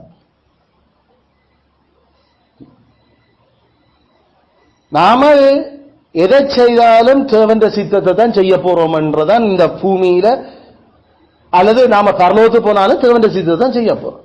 தேவன்ற சித்தத்தை தான் செய்கிறது வேலைக்காரற்ற கடமைகள் என்றா அது எவ்வளவு மனசு வச்சு நாம செய்ய வேணும். தேவன்ற சித்தம் நமக்கு 6ல இருந்து ஒரு 15, 16, 17, 18 வரைக்கும் அந்த வருமான உழைப்புக்கான அறிவுகளை நாம கற்றுக்கொள்றது என்றுதான் தேவன்ற சித்தம் என்றா அதை எவ்வளவு மனசு வச்சு அதை செய்ய வேணும். நாங்கள் 18 வயசுக்கு பிறகு ஒரு 5-6 வருஷம் நாங்கள் வருமானம் உழைக்கிறதுக்கான நேரடியாக தொழில் அந்த கற்றுக்கொள்ளுதல் ஈடுபடுறோம்னா எவ்வளவு அதான் தேவனுடைய சித்தம் என்று வேதம் எங்களுக்கு காட்டி இருக்குது. அதுல எவ்வளவு நாம மனசார அதை செய்ய வேணும். அப்புறம் ஒரு 25-26 வயசுல இருந்து நாங்கள் வருமானம் உழைச்சு கொண்டு வர்றது தொடங்கி இருக்கிறோம். அதான் தேவனுடைய சித்தமாக வேதம் எங்களுக்கு சொல்லி இருக்கிறபடியால நாங்கள் அதை எவ்வளவு மனசார நாம செய்ய வேணும். அந்த காலங்கள்ல அந்தந்த டைம் ஃப்ரேம் அந்தந்த நேர காலத்துக்குள்ள அதுகளை எவ்வளவு மனசார நேர்மையோட நாங்கள் செய்யணும். என்ன நாங்கள் செய்யறது ஆற்றது தேவனுடைய சித்தம். தேவனுடைய சித்தம்னு சொல்றது இல்ல, it's pleasing the please of God அல்லது இட் வில் ப்ளீஸ் காட். கடவுளை பிரியப்படுத்துறது, கடவுளை பிரியப்படுத்துறது, அவரோட கதைக்கிறதும் அவர் என்ன சொல்றார், அவர் என்ன விரும்புறார் என்றதை அறிகிறது மட்டும் இல்ல, அவரோட கதைச்சு அவர் விரும்புறதை செய்யறதுக்கு பெலனை அவர்கிட்ட பெற்றுக்கொண்டு அதை செய்யறது. வேலைக்காரற்ற கடமைகள் எல்லாம் அவர் வேலைக்காரராக இருக்கிற எல்லாரும் என்னத்தை செய்யணும் என்று அவர் விரும்புகிறது அவர் சொல்லி இருக்கிறார். வேலைக்கு போறோம்டா அந்த வேலையில இருக்கிற அவ்வளவு கடமையும் நாம பார்த்த அவ்வளவு கடமையும் இதை விட வேற கடமை இல்ல. வேலைக்காரர் அவ்வளவும் கிறிஸ்து சொன்னதுதான் என்றால் எவ்வளவு மனசார நாம அதை செய்ய வேணும் அல்ல. நோவுது, குடையுது, அல்லது வெறுக்குது, அல்லது கஷ்டமா இருக்குது என்றைக்குள்ள நாம இதுதான் தேவனுடைய சித்தம், இதுதான் தேவனுடைய விருப்பம். அவர் இப்படிப்பட்ட ஒரு வேலையில என்ன வச்சிருக்கணும் என்றது அவர் முடிவு பண்ணி இருக்கிறார். மனசார அதை செய்யணும். அந்த வேலை கிறிஸ்துவனுடைய விருப்பம், அது கடவுளினுடைய மனசு அது என்றது நாம விளங்கினால்தான் அதனுடைய அந்த தாற்பயம் அதுக்கு பிறகு பரலோகம் உட்பட சகலதும் அதோட சம்பந்தப்பட்டிருக்கிறது விளங்கு. வேலைக்காரராக எங்கிற வேலைக்காரர்கிட்ட கடமையை மனசார செய்யாட்டி பரலோகம் இல்லை. ஏண்டா கிறிஸ்துவோட சித்தப்படி செய்யாதவன் பரலோராட்சியத்தில் பிரவேசிக்க மாட்டான். அதுல படிக்கிறவன் கடவுளுடைய சித்தம் என்று சொல்லி வேதங்களுக்கு கற்றுக்கொள்ற வயசுல, அதாவது நாம சொல்ற வளர் பருவம், அதுதான் கடவுளுடைய சித்தம் கற்கிறது. அதை மனசார செய்து அதுல நாம மார்க்ஸ்கள் எடுத்து காட்டி அந்த திறமையில எங்களுக்கு வெளியில கொண்டு வராட்டி பரலோகம் போக மாட்டோம். நாங்கள் வளர்ந்து நாங்கள் இப்ப முதல் பருவத்தில் வரையக்குள்ள வேலையை ஒன்றுக்குள்ள நாம் இறங்கி அந்த வேலையை பழக்கி எடுத்து வேலையை நாம மனசார நேர்மையோட அதை செய்யாட்டி பரலோகம் போக மாட்டோம். ஏன்னா பைபிள் சொல்லுது பரலோகத்துக்கு இந்த பிதாவினுடைய சித்தப்படி செய்கிறவனே ஒழிய மற்றபடி எவரும் பரலோகம் பெற மாட்டார். நான் சேர்ச்சுக்கு போறேன், நான் பைபிள் வாசிக்கிறேன், நான் ப்ரே பண்ணுறேன், நான் அப்ப பரலோகம் பெறேன். இந்த சித்தப்படி செய்யாம நீ என்ன பரலோகம் பெறது? இப்ப இந்த வயசுல எது இந்த சித்தம், அந்த வேலையை சரியா மனசார செய். அயல நாங்கள் விளங்கிக் கொள்ள வேண்டியது, நாங்கள் வேலைக்காரரா கடவுளுடைய சித்தத்தை செய்து கொண்டிருக்கிறோம். 1 தெசலோனிக்கேயர் 4:3 இதுவே தேவனுடைய சித்தமா இருக்கிறது. 1 பேதுரு 2:15 இது தேவனுடைய சித்தம். எபேசியர் 5:17 தேவனுடைய சித்தம் இன்னதென்று அறிஞ்சு கொள்ளும். ரோமர் 12:2 எது தேவனுடைய சித்தம் என்றதை நிரூபிச்சு காட்டுங்க. ப்ரூவ் செய்து காட்டு தேவனுடைய சித்தம் எதன். Prove what is the will of God. Prove நிரூபி செய்து நிரூபி எது தேவனுடைய சித்தம் என்று. அதுல தேவன் இதுதான் தேவனுடைய சித்தம், இதுதான் தேவனுடைய சித்தத்தை அறிஞ்சு கொள்ள, தேவனுடைய சித்தம் நிரூபிச்சு காட்டு என்றது வேதம் இவ்வளவு எங்களுக்கு சொல்லியிருக்கிறதால நாம இந்த ஒரு 3 மாசமா வேலைக்காரனுடைய வேலை குறிச்சு கடவுளுடைய சித்தம் என்னன்றதை படிச்சு கொண்டிருந்தேன். நாம வேலை செய்கிறவனுக்கு தேவனுடைய சித்தம் இதுதான் என்றா இப்ப அதை நாம செய்து காட்டுவோம். 3 மாசமா ஏறக்குறைய 3.5 மாசம் நாம படிச்சிருக்கிறோம் இல்ல, படிச்சிருக்கோம். அப்ப வேலை செய்யற ஆட்கள் எல்லாருமே நாம ஒரு ஒரு காடுல அல்லது ஒரு இப்படி ஒரு காடு ஒரு எடுத்து வேலைக்காரற்ற கடமைகளை தேவன் என்ன சித்தத்தை சொல்லியிருக்கிறான்றத ஒரு ஷோர்ட்டா எழுதி வச்சிருந்தா தெரியும். நாம வேலைக்காரராக எங்களோட கடமைகளை என்ன தவறு செய்ய சொல்லியிருக்கிறார், எப்படி செய்ய சொல்லியிருக்கிறார், எவ்வளவு தூரத்துக்கு செய்ய சொல்லியிருக்கிறார், எதுல அவர் மட்டுப்பாடு வச்சிருக்கிறார். வேலை செய்யற எல்லாற்ற பொக்கெட்லையும் இருக்க வேண்டிய விஷயம். ஏன்னா இதான் வேலை செய்யும் வரைக்கும் தேவனுடைய சித்தம் அவ்வளவுதான். நாமல் ஒர்க்கர்ஸா எம்ப்ளாயியா நாமல் இருக்கும் வரைக்கும் அந்த மட்டையில இருக்கிற அவ்வளவுதான், வேதத்தில் இருக்கிற அவ்வளவு தேவனுடைய சித்தம் வேலைக்கார சம்பந்தமா. அதனால நாளாந்தம் அதை யோசிச்சு அதை பார்த்து இன்றைக்கு உண்டு நாளைக்கு 2. அப்ப எத்தனை வேலை, என்னென்ன வேலை, என்னென்ன கடவுளோட வேலை சித்தம் அது என்னன்றது இவ்வளவு நாம சிந்திச்சிருக்கிறோம். ஏன்னா அதான் தேவனுடைய சித்தம். அதன்படி நாம இந்த காலத்துல நாம வேலைக்காரரா இருக்கும் வரைக்கும் செய்யாட்டி பரலோகம் போக மாட்டோம். பரலோகம் இல்ல. ஏண்டா என்ற சித்தப்படி செய்யாம என்ன நோக்கி கத்தாவே கத்தாவே சோத்திரம் சோத்திரம் சொல்றவன் பரலோக ராஜ்யத்துக்குள்ள பிரவேசிக்க மாட்டான்.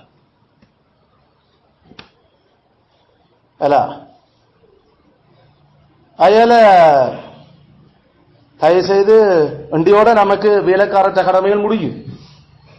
அப்ப போய் அடுத்த கிழமைக்கிடையில எழுதி நோட் பண்ணி பர்சனலா இருந்து யோசிச்சு செய்த கடமைகள் எங்க, அதனுடைய எல்லைகள் எங்க, அதனுடைய விஸ்தாரம் என்ன, அதனுடைய விதம் என்ன, உண்மத்துவம் என்னென்னத்துல உண்மத்துவம் எப்படி, அதுக்கான 1-2 வேத வசனங்கள் அதுக்கு அதை ருசுப்படுத்தி திருஷ்டாந்தப்படுத்துறத எழுதி வச்சிரு. என்ன வேலை செய்கிற ஆட்களுக்கு கடவுளுடைய சித்தம் அவ்வளவுதான். இந்த பைபிளை திருப்பி திருப்பி புரட்டி பார்த்தாலும் அவ்வளவுதான். இதுக்கு மிக வேற ஒன்றுமே இல்லை. Servants duties. நாம எந்த இடத்துல வேலை செய்ய இந்த உலகத்துல அவ்வளவு டியூட்டிகள் என்ன அவங்க தரப்போறது அடங்க போகுது. அதுல அடங்காம ஏதாவது போகுது கொண்டு வாங்க பார்ப்போம். பைபிள்ல எப்படி அது அடங்காம போகுதுன்னு பார்ப்போம். ஏன்னா நாங்களும் பல கம்பெனியில ஒழுங்கா வேலை செய்திருக்கோம். அதனால நாம படிச்ச இவ்வளவு விஸ்தாரமா படிச்சத நமக்கு அடிச்சு தர அக்ரிமெண்ட்ல ஒரு கொஞ்சம். ஆனா நாம படிக்கிறது சக ஊழியர்களோட எப்படி, மேலானோரோட எப்படி எல்லாம், இதுல உண்மத்துவம் எப்படி எப்படி எல்லாம் எவ்வளவு படிச்சிட்டு இருக்கிறோம், எவ்வளவு தேவனுடைய சித்தத்தை தெரிஞ்சிருக்கு எங்களுக்கு.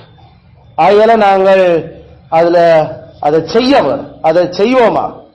தேவனுடைய சித்தம் எங்களுக்கு நல்ல காரணம் நாமல் அந்த வேலையை மனசார செய்யறது. தேவனுடைய சித்தப்படி செய்யறா கட்டாயம் பரலோகம். நமக்கு தேவனுடைய சித்தப்படி செய்தாதான் பரலோகம்.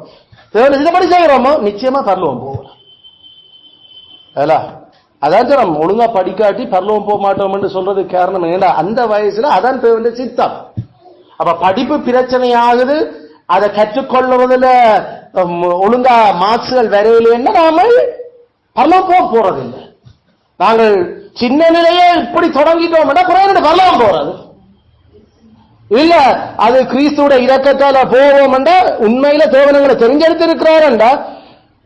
ஆனா நாம நம்ம அந்தந்த வயசுல ஒழுங்கா தேவனுடைய சித்தத்தை செய்யல என்றா நினைக்க வேண்டியதான் நீ எவ்வளவா துன்பப்படுவேன்றது பார்ப்பேன். வாழ்க்கையில துன்பத்துக்கு மேல துன்பப்பட்டு பரலோகம் போய் சேருவேன். இந்த பூமியில ஏனடா பிறந்தோம் என்று நினைக்கிற அளவுக்கு துன்பப்படுவேன். பவுலப்போஸ்தலனும் பரலோகம் போனவர் தான். ஆனா ஆண்டவர் சொன்னார், இந்த பூமியில நீ எவ்வளவு துன்பப்படுவேன்னு காட்டிட்டு உன்னை செத்துட்டான். அவன் செத்துட்டான்.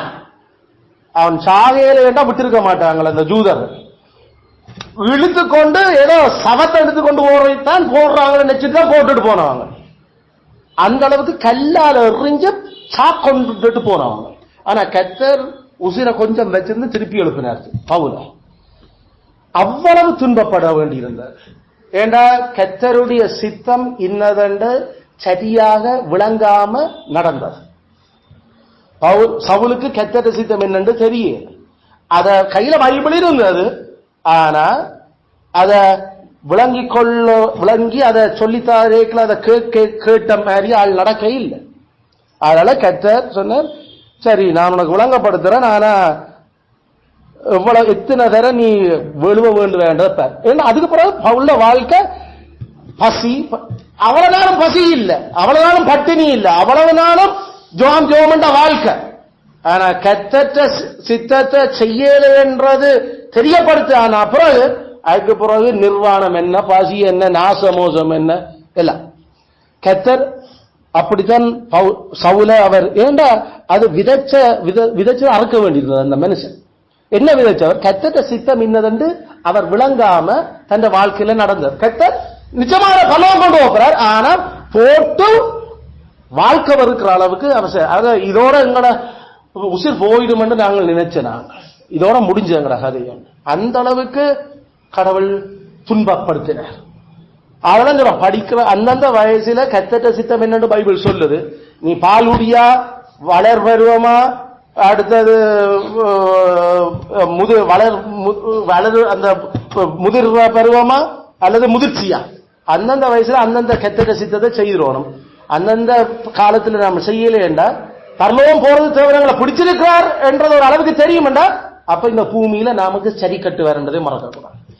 இப்ப ஒழுங்கா படிக்கல, கற்றுக்கொள்ள, அப்ப அடுத்த லெவலுக்கு வரையில அதோடைய தாக்கம் எல்லாம் பெறும். அப்பையும் ஒழுங்கா வேலை கற்றுக்கொள்ளல, இனி கல்யாணம் செய்கிற வயசு வரைக்கும் அதனுடைய குடும்பத்துல அது ஐயோ இனி என்ன செய்யறது, இனி என்ன செய்யறது, இனி என்னதான் செய்யறது, என்ன செய்யறது. கர்த்தர் சித்தத்தை நாம அந்த வயசுல செய்ய, அதனால அதுக்குரிய தண்டனைகள், அதுக்குரிய துன்பங்கள் நமக்கு இருக்கு. அது கிறிஸ்துவின் பெற துன்பம் அல்ல, அது நம்ம பாவத்தால் வந்த துன்பம். கிறிஸ்துவனுடைய சித்தத்தை நமக்கு அறியாமையால நிராகரிச்சதால துன்பம். இதெல்லாம் சிலுவை அல்ல, இதெல்லாம் நம்மட பைத்தியத்தனத்தால நமக்கு மேல போட்டுக்கொண்ட எல்லா குருட்டாட்டத்தனங்கள் எல்லாம் அப்படி கடவுள் செய்வேன். அதனால அதுகள் நடந்துடக்கூடாதுன்றதுதான் நாங்கள் சின்ன வயசுல இருந்தே கவனமா பெற்றார் பிள்ளைகளை அதுக்கு நேரா நடத்தி கொண்டிருக்கிறோம். ஏன்னா கர்த்தர் சித்தம் நாம எங்களுடைய வேலைக்காரச்ச வேலைகளை செய்கிறது, அது பெர்ஃபெக்ட். கர்த்தர் சித்தம் தான் அது பெர்ஃபெக்ட், அது பூரணமானது. கர்த்தருடைய சித்தம் என்ன? அது பூரணமானது. அதான் 19 தேவனுடைய சித்தம் அது குறைவில்லாதது, அது குறைவு வரவிடாது. அது எங்கட பிறந்ததுல அந்தந்த காலத்துக்கு தேவனுடைய சித்தம் என்னன்னு நாம படிச்சு கொண்டிருக்கோம். அதை சரியா நாம அதை நிறைவேற்றுவோம் என்ற ஜபத்தோட ஆலோசனைகளோட நிச்சயமா நாம குறைபட மாட்டோம். ஏன்னா கர்த்தர் எங்களுக்கு கர்த்தருடைய சித்தம் அது எங்களுக்கு நிறைவேற்ற அது கொண்டு வரும். அது போதுமானது. கர்த்தருடைய சித்தமே போதும் எங்களுக்கு. இதை விட வேறு ஒன்றும் எங்களுக்கு அவசியமும் இல்லை. தேவனுடைய சித்தம் எங்களோட வாழ்க்கைக்கு போதும். அதை நாம சரியாக செய்தோம் என்று சொன்னா எங்களுக்கு போராது என்று சொல்றதுக்கு ஒன்றும் இல்லை. ஏன்னா தேவனுடைய சித்தம் எங்களோட வாழ்க்கை வழியா போதும். தேவனுடைய சித்தத்தை நாம சரியா செய்கிறோம் என்றா பிறகு என்ன? நாம பெர்ஃபெக்ட். நாம எந்த நல்ல வேலையும் செய்யறதுக்கு நாம முழுக்க நாம தகுதி. தேவனுடைய சித்தத்தை அந்தந்த காலத்துல நாம செய்யலாம். அது வேலைக்காரரா தான் அது செய்ய போறோம். தேவனுடைய மனுஷன் தேர்ந்தவரா பெர்ஃபெக்ட் ஆயும் எந்த நல்ல வேலையும் செய்யறதுக்கு தகுதியான ஆளா இருக்கணும் என்ற தேவனுடைய சித்தத்தை செய்ய வேண்டிய அதுக்கு பிறந்ததுல இருந்து மனுஷனுக்கு கர்த்தருடைய சித்தம் என்னன்றதை பெற்றார் கவனமா அதை போதிக்கிறது, அதை காட்டுறது, அதை திருத்துறது, அதை சொல்லிக் கொடுக்கிறது, தாங்களும் தங்களோட வாழ்க்கையில செய்து காட்டுறது. அங்க ஏதாவது மாறுபாடுகள் வரைக்கும் அதுக்கு கர்த்தர் வச்சுக்கிற வழிமுறையின்படி அதை திருத்துறது. ரெண்டா பிள்ளை கர்த்தருடைய சித்தம் என்னது பழக தொடங்கியது. அதில் அது நல்லதாகத்தான் அது முடியும். அதில் இந்த விஷயத்தை நாம விளங்கிக் கொள்ள நான் கதைக்கிறது காசு உழைச்சு கொண்டு வர வேலையை மட்டுமில்லை. காசு உழைச்சுக்கிறதுக்காக சிறு வயதிலிருந்தே நாம தொடங்குற அந்த கற்றுக்கொள்ளல் என்ற வேலையிலிருந்தே தொடங்குறோம். கர்த்தருடைய சித்தம் அந்தந்த வேலை அந்தந்த வயசுல அந்தந்த வேலையை செய்கிறது.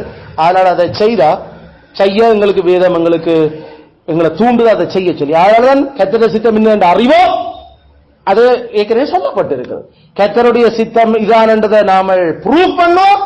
வேதம் அதை எங்களுக்கு சொல்லுது. இதுதான் தேவனுடைய சித்தம் என்று. ஆகல கர்த்தருடைய சித்தத்தை தான் செய்கிறேன் என்ற அந்த ஒரே விஷயமே நம்மளுக்கு காணும்.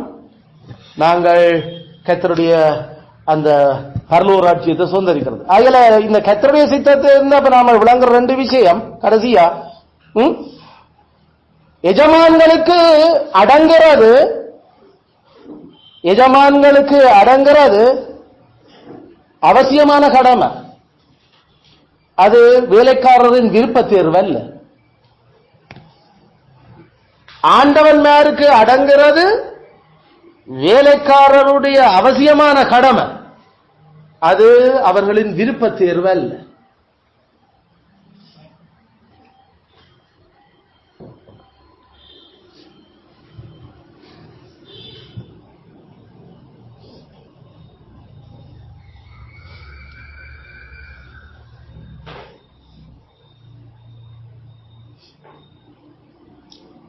இரண்டாவது, எந்த வேலைக்காரரும் எஜமான்களுக்கான தங்களுடைய கடமையிலிருந்து தங்களை விலக்க முடியாது. எந்த வேலைக்காரரும் தங்கள் எஜமான்களுக்கான கடமைகளில் இருந்து தங்களை விலக்க முடியாது.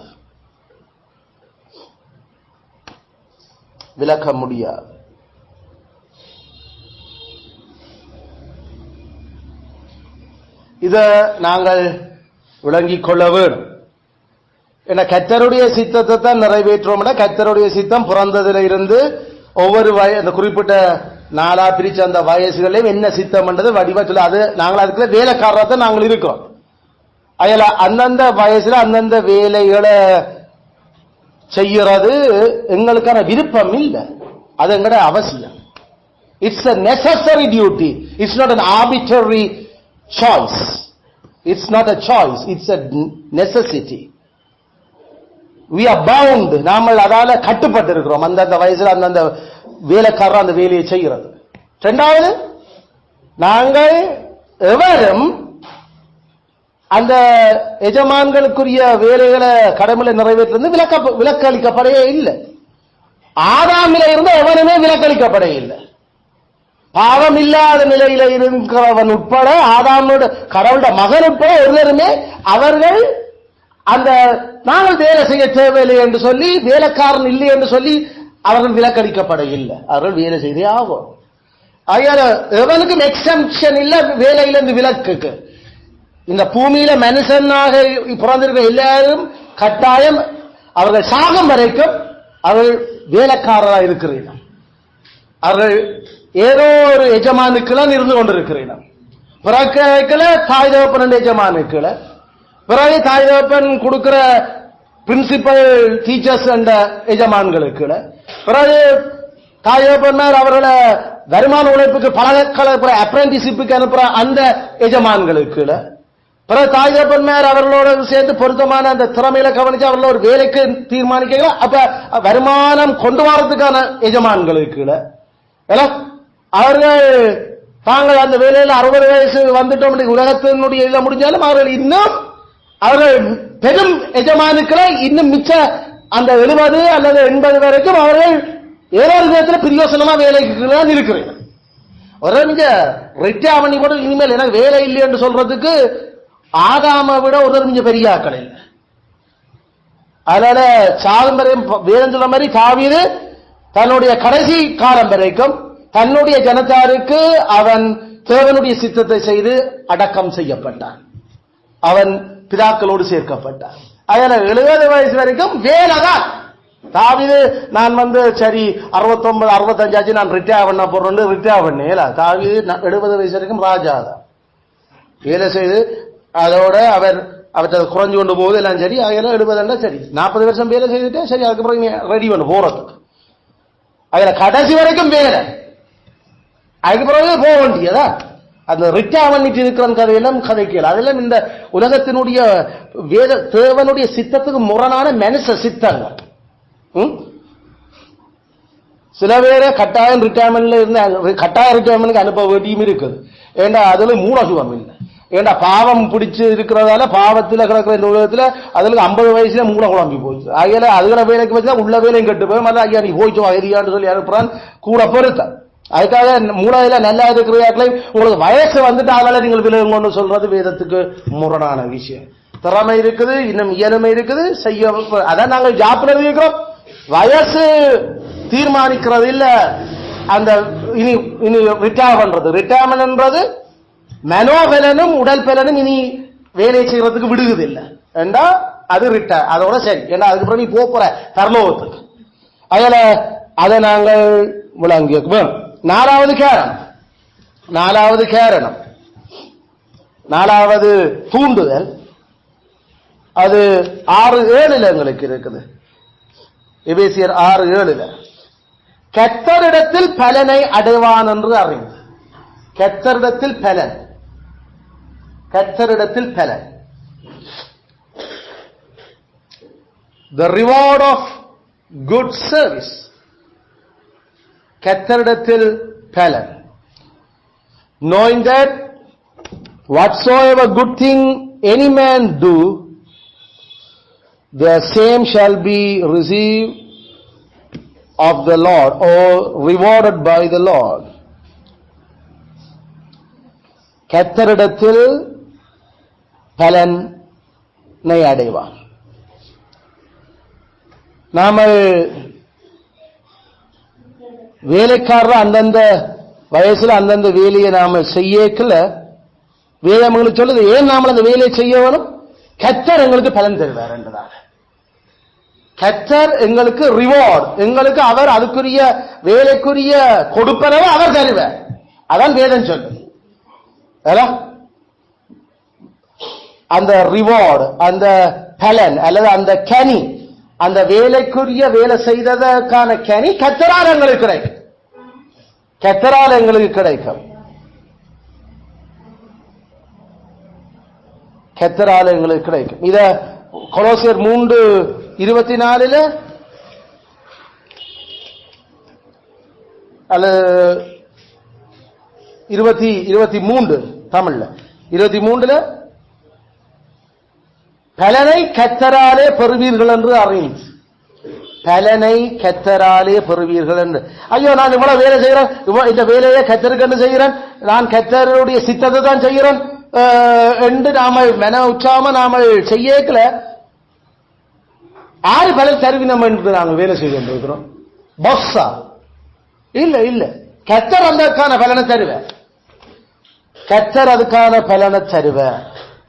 அப்ப கர்த்தர் அதுக்கான பலனை தருவார் என்றது எங்களுக்கு சில வேளையில அகாஸ்வேரு மொர்தெகாய்க்கு பலன் கொடுத்தது போல அந்த உத்தமமா உண்மையா தன் எஜமானுக்கு வேலை செய்தவங்களுக்கு எஜமான்களாலே கர்த்தர் அந்த பலனை கொடுக்க முடியும். எஸ்தர் 6:3 எஜமான்களே அந்த பலனை கொடுக்கறது கர்த்தர் வைக்க முடியும். ஆனா எஜமான்கள் அந்த பலனை கொடுக்க தவறுறீங்க. அப்படிப்பட்ட நேரத்தில் அந்நியர்களால அல்ல வேறு நபர்களால கர்த்தர் அந்த பலனை நமக்கு கொண்டு வர்ற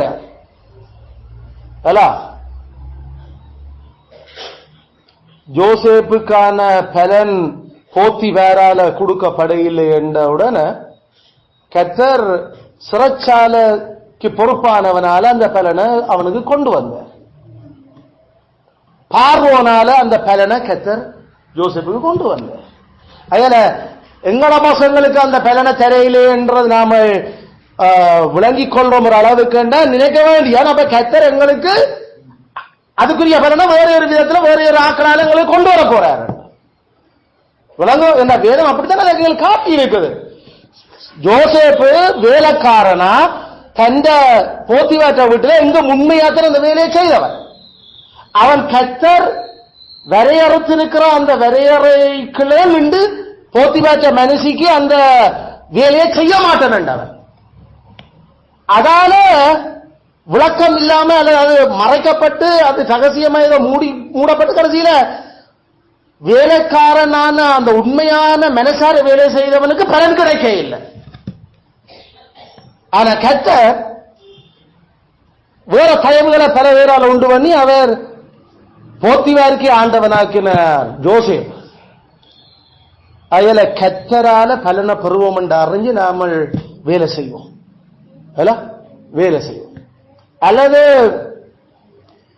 நாங்கள் அது இது ஆதியா 39:21, ஆதியா 39:21, ஆதியா 41:40, 41:40.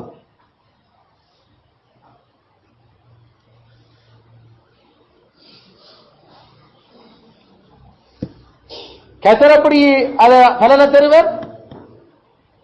வேலைக்காரரா நாங்கள் எதில கை வைக்கிறோமோ அந்த வேலையில எங்களுடைய எஜமான்களுடைய இதயம் எங்களை நோக்கி சந்தோஷப்படுறதுக்கு ஏற்றவில்லை. கர்த்தர் அவர்களுடைய இருதயத்தை கையாளுற.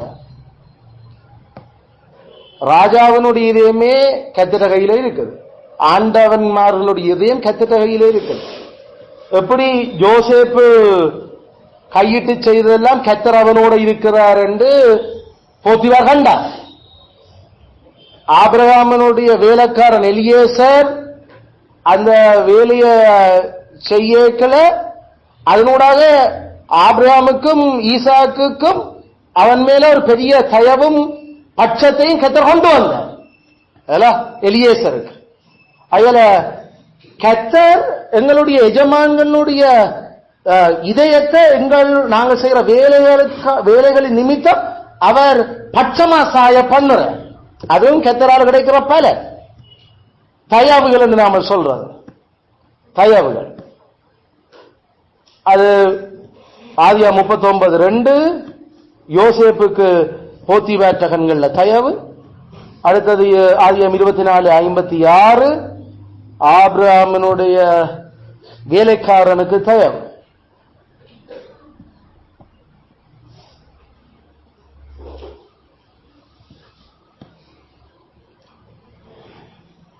சில வேளையில கர்த்தரால எங்களுக்கு பலன் எப்படி கிடைக்குது, அவர் எங்களுடைய எஜமான்களோட அவர் இடைபடுறதனூடாக அந்த பலனங்களுக்கு கொண்டு வரப்படுகிறது. எப்படி லாபானோட கர்த்தர் இடைப்பட்ட மாதிரி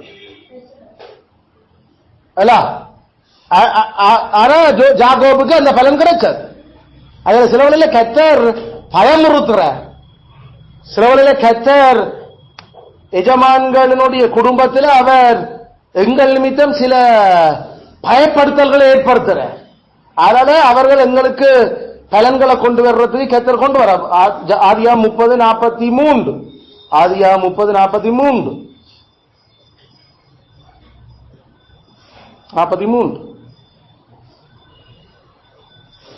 இன்னும் விதத்தில் கர்த்தர் எங்களுக்கு பலனை கொண்டு வர. எங்களுக்கு கீழே வேலைக்காரரை தந்து எங்களுக்கு கீழே வேலைக்காரரை தந்து எங்களுடைய வேலைகளை அவர் இலகு பண்ணி உண்மை முத்தமான வேலைக்காரர்களாக எங்களை ஆசீர்வதிக்கிறார். நாம வேலை கூடி இருக்கு, வேலை பிரச்சனையா இருக்கு, வேலை செய்து முடிக்கப்படவில்லை, நாம படுற பல பாடுகள் விஷயங்கள், அதுக்கான ஜபங்கள், அதை குறித்து எஜமான்களோட கதைக்கிறதல், இதுகளுக்கெல்லாம் அந்த பலன்களை தேவன் சில வேளையில எங்களுக்கு அவர் எங்களுக்கு உண்மையும் விவரமான வேலைக்காரரை எங்களுக்கு தந்து எங்களுக்கு அந்த பலன்களை அவர் ஆசீர்வதிக்கிறார். நாம தனிச்சு நின்று படுற கஷ்டத்தை எங்களுக்கு ஆட்களை இன்னும் ஒரு வேலைக்காரனை உண்மையான வேலைக்காரரை தந்து, வேலைக்காரரை தர்றது இல்ல முக்கியம், உண்மையான வேலைக்காரரை தருவோம். வந்தது சோத்தி விளக்கம் குறைஞ்சதுன்னா அது ஐயோ இதே வந்து சேர்ந்தது எனக்குன்னு நாம யோசிப்போம் கடைசியில. அது கர்த்தருடைய கண்டர். ஆனா கர்த்தருடைய ஆசீர்வாதம் என்றது நமக்கு கீழே சர்வன்ஸ் அவர் தெரியல. இப்ப நாம ஆபீஸ்ல இருந்து வேலை செய்யறோம், எங்களை பார்த்துட்டு எனக்கு ஒரு 4 பேர் வேணும் உண்மைக்கு இந்த வேலை செய்யறது சரியா கூடி ஒரு ஆளை கூடித்தார அல்லது நமக்கு ஒரு என்று சொல்லி எங்களுக்கு அந்த வேலைகளை செய்து தர்றதுக்கு ஏற்ற விதத்துல கடவுள் எங்களை அப்படிதான் தாவீது தான் வேலைக்காரனா இருக்கேக்க தாவீது தண்ட கொஞ்சி ஆடுகளை தன் அப்பாவுக்கு உண்மையா வேலை செய்யணும். அந்த ஆடு கொஞ்சி ஆடுல ஒழுங்கா மேய்ச்சு அந்த வேலையை ஒழுங்கா செய்ய கர்த்தர் இப்ப அவனை பெரிய ஆளா கேட்கல, அவனுக்கு கீழே பல வேலைக்காரரை கொடுத்து அவனுக்கு ஆறுதலும் அந்த உண்மையான வேலைக்காரர்களையும் அவர் கொடுத்த.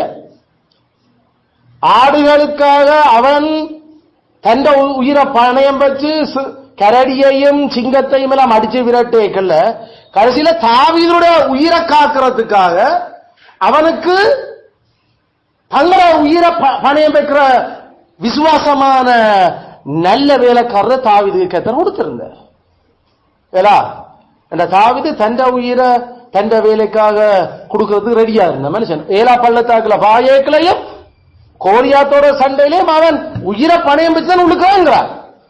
அதுல கத்தட்ட அந்த வேலைக்காரனாக அவன் அதுல பாயேக்கல கடைசியில எனக்கு அந்த பெத்லகேம் கிணத்து தண்ணி இல்ல ஆசையா இருக்கின்றேக்கல பெலிஸ்தருடைய சென்ட்ரி பாயிண்ட்களாலையும் போய் உயிரை பணயம் வச்சு தண்ணி கொண்டு வர்ற அளவுக்கு உத்தமமான பெற்றும் அந்த பராக்கிரமசாலிகளை வேலைக்காரத்தை தாவீது கொடுத்திருந்தார். அதுல நாமல் எந்த அளவுக்கு நாமல் விதைக்கிறோமோ அந்த அளவுக்கு தான் எங்களுக்கு கர்த்தர் அறுக்க பண்ணுவேன். நாமல் நமக்கு தந்திருக்கிற வேலைகளை திறமா விவேகமா ஞானமா விளைதிறன் விதைத்திறன் ஆறுதல் வரத்தக்கதா நாம பாடுபடுறோமோ கர்த்தர் நமக்கும் ஆறுதலும் விளைதிறனும் வினைத்திறனும் வரத்தக்க வேலைக்காரர் கூட ஆசீர்வதிப்பார் எங்களுக்கு ஆக்க வச்சு. ஏன்னா வேதம் அப்படிதான் காட்டுது. இப்படிதான் கர்த்தரால பலனை பெறுவீர்கள். கர்த்தரால பலன் பெறுவீர்கள். நாம 50,000 முளைச்சாங்க 1 லட்சம் முளைச்சு பிறகு ஒரு 1.5 லட்சம் முளைச்சு 2 லட்சம் காசு மட்டுமில்ல கர்த்தரால கிடைக்கிற பலன் நமக்கு ஆறுதல், எங்களுக்கு சுகம் உண்டாகுதல், எங்களுக்கு இலகு உண்டாக்கி கொடுத்தல் எல்லாம் இப்படி பல விஷயங்கள் இருக்கு. எங்களுக்கு கர்த்தரால கிடைக்கிற பலன் எங்களுக்கு மென்டல் டார்ச்சர், எங்களுக்கு இருக்கிற அந்த சரியான கான்சென்ட்ரேட் பண்ண இயலாத வேலை பழுக்கள் இதெல்லாம் எங்களுக்கு ஒரு ஆளா இருந்து நாம எல்லாம் செய்ய இயலாது. கர்த்தர் எங்களுக்கு விவேகமான அசிஸ்டன்ஸை தந்தாது நாம அதை செய்யலாம். கர்த்தரால பலனை பெறுதல் அதுல எகிப்தில யோசேப்பு அவன் உண்மையாக அந்த கர்த்தரால பலனை பெறுவோம் என்று அவன் வேலை செய்தான். கடைசியில ஜோசேப்புக்கு உண்மையான வேலைக்காரர்களை கர்த்தர் கொடுத்தார். அதான் அவன் சொன்ன தன் வேலைகள் நோக்கி அவனோட சாக்குகள்ல அந்த பணத்தவை அவனோட சாக்குல அந்த கப்பவை வந்து கேட்டா சொல்லு எப்படி கதைக்கணும்னு நீ அதை பார்த்துக்கொள் ஏண்டா ஜோசேப்பின் வேலைக்காரன் அதே மாதிரியே செய்தான். விவேகம் உண்மையான மனுஷன். இவங்களை கொண்டு போய் ஓரல்ல இருத்தி சாப்பாடு இன்றைக்கு என்னோட சாப்பாட்டும் ஒரு புஷ்டி ஒரு கன்று அடி இன்றைக்கு விருந்து எங்களுக்கு. அதனால அவன் ஓடல் படி அடுக்கு ஆக்களை இருத்து அவன் உண்மையின் விவேகமான வேலைக்காரனை ஜோசேப்பு கொடுத்திருந்தார். ஏன்னா அவன் உண்மையின் விவேகமான வேலைக்காரனா தான் வேலைக்காரனா இருக்கைகளை செய்திருந்தார். நாமல் அதான் நான் எப்பயும் சொல்றேன், நாமல் வேலைக்காரரா இல்லாம ஒரு நாளும் எஜமான்களா மாற இயலாது. நாமல் வேலைக்காரரா வேலை செய்து பழகி இருந்தா தான் கர்த்தர் எங்களுக்கு கீழே வேலைக்காரர் தருவார், நாமல் எஜமான்களா மாறுறது. எடுத்தெடுப்புல நான் தனியா எஜமானத்தான் இருப்பேன் யாராவது யோசிச்சா வாழ்க்கையில நடக்காது. கர்த்தர் ஒரு காலம் அப்படி அதுக்கு துணை போக மாட்டேன். அப்படி யாராவது வாரினமா அது அவர்கள் அழிகிறதுக்கு தான் அது காரணம். ஏன்னா கர்த்தர் ஸ்டைலே முதல் வேலை செய்து பழகு, பிறகு உனக்குள்ள வேலையாக்களை வை. அதுல அதைத்தான் ஜோசேப்புல பார்க்கிறோம், அதுதான் தாவீதுல பார்க்கிறோம். ஜோசேப்புக்கு பார்த்து நாம 43:23 உண்மையான வேலைக்காரன் ஜோசேப்புக்கு கர்த்தர் கொடுத்தார். 1 சாமுவேல் 17:34, 2 சாமுவேல் 21:17 தாவீதுக்கு உண்மையான வேலைக்காரர்களை கர்த்தர் கொடுத்தார். 2 Samuel 23:15 2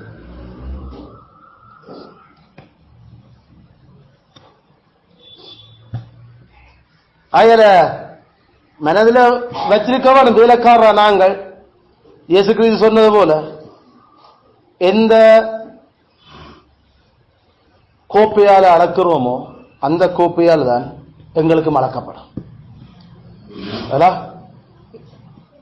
With what measure you meet, shall it be measured you again. எந்த ஆவியோட நீ வேலைக்காரனா வேலை செய்யறியோ அந்த ஆவிக்கு ஏற்றபடிதான் உனக்கும் கடவுள் திருப்பி அதை கொடுப்பார். எந்த மனசார எவ்வளவு நீ வேலை செய்யறியோ அந்த மனசார வேலை செய்யக்கூடியவர்தான் உனக்கு பிரகாண்டவர் அதை மற்றவர்களாக அதை ஆசீர்வதிப்பார். அது உனக்கு வேலைக்காரா வேலை பொறையாக்கள் அல்லது நீ அதை விதைச்சதை திருப்பி அறுக்கிறதுக்கு கர்த்தர் அதைத்தான் எங்களுக்கு பயன்படுத்துவார். அதுல இது தற்காலிகமான இந்த பலன் மட்டுமில்லை கர்த்தரால கிடைக்கிறது. இதெல்லாம் இந்த உலகத்துல கர்த்தரால கிடைக்கிற பலன். நிச்சயமா கர்த்தரால எங்களுக்கு பலன் கிடைக்குது. நாம வேலைக்காரர் இங்க வேலை செய்யல. அதன் கொலோசியர் 3:24 நாம பார்த்தோம். 23 நீங்கள் கர்த்தராகிய கிறிஸ்துவை சேவிக்கிறதுனாலே யாரு இதுல ஊழியம் செய்யுங்கோ, அதாவது வேலை செய்யுங்கன்னு வேலைக்காரருக்கு எழுதி போட்டோன்னு அவர் எழுதுற. வேலைக்காரரே நீங்கள் கர்த்தராகிய கிறிஸ்துவுக்கு வேலை செய்கிறதால சுதந்திரமாகிய பலனை கர்த்தராலே பெறுவீர்கள் என்று அறிந்து எதை செய்தாலும் அதை மனுஷர்களுக்கு என்று செய்யாமல் கர்த்தருக்கென்றே மனப்பூர்வமாய் செய்யுங்கள். கர்த்தரிடத்தில் பட்சபாதமே இல்லை. அப்ப இந்த இடத்துல அந்த இன்ஹெரிட்டன்ஸ் சுதந்திரமாகிய பலன், சுதந்திரமாகிய பலன் என்று கதைக்கிறது வேதத்தில். அதுவும் குறிப்பா புதிய உடன்படிக்கைக்குள்ள அது பாருங்கோயின் பிதாவால் ஆசீர்வதிக்கப்பட்டவர்களே, இந்த பிதாவின் சித்தப்படி செய்தவர்களே, உங்களுக்கு ஆயத்தம் பண்ணியிருக்கிற அந்த மகிமையும் ஆசீர்வாதமான சுதந்திரத்துக்குள்ள பிரவேசிங்க. இதைத்தான் சுதந்திரம் என்று வேதம் கதைக்கிறது. அதுல அது நித்திய சுதந்திரம், பரலோகம். உண்மையா இந்த பூமியில வேலைக்காரர் வேலை செய்தா மட்டும்தான் அவர்கள் பரலோகம். அதுதான் திருப்பி திருப்பி சொல்றோம். பரலோகம் ஒழுங்கா நாம போகணுமோ, அந்த சுதந்திரத்துக்கு நிச்சயமா பங்கடையணுமோ, அந்தந்த வயசு அந்தந்த வேலையை உண்மையா செய்யணும், மனசார செய்யணும். இல்லாட்டி பரலோகம் போக மாட்டோம். பரலோகம் போக மாட்டோம் என்ற ஒரு பக்கம் இந்த பூமியில நம்மளை கடவுள் நாரடிச்சு நாசமாக்கி போட்டு போக. இவ்வளவு சித்தமும் தெரிஞ்சா பிறகும் இந்த சித்தம் தெரிஞ்சும் அதை குறிச்சு கவலை இல்லாம அதை குறிச்சு அலட்சியமாக இருந்தவன அவர் எப்படி அவர் இந்த பூமியில கண்டிக்கிறார் என்றதை அவர் பல உதாரணங்கள் சொல்லி இருக்கிறார். அதாவது நாங்கள் பிள்ளைகளுக்கு திருப்பி திருப்பி சொல்றோம், கர்த்தர் வெளுப்பார், நாம இதுகளை விட்டுட்டோம் வேண்டாம். பெற்றார் இதுல ஜாக்கிரதை இல்லாம முதலாளி வேலை செய்தா வீட்டுல அந்த பலனை புசிப்போம் கடைசியில வீட்டுல பிள்ளைகள்கிட்ட.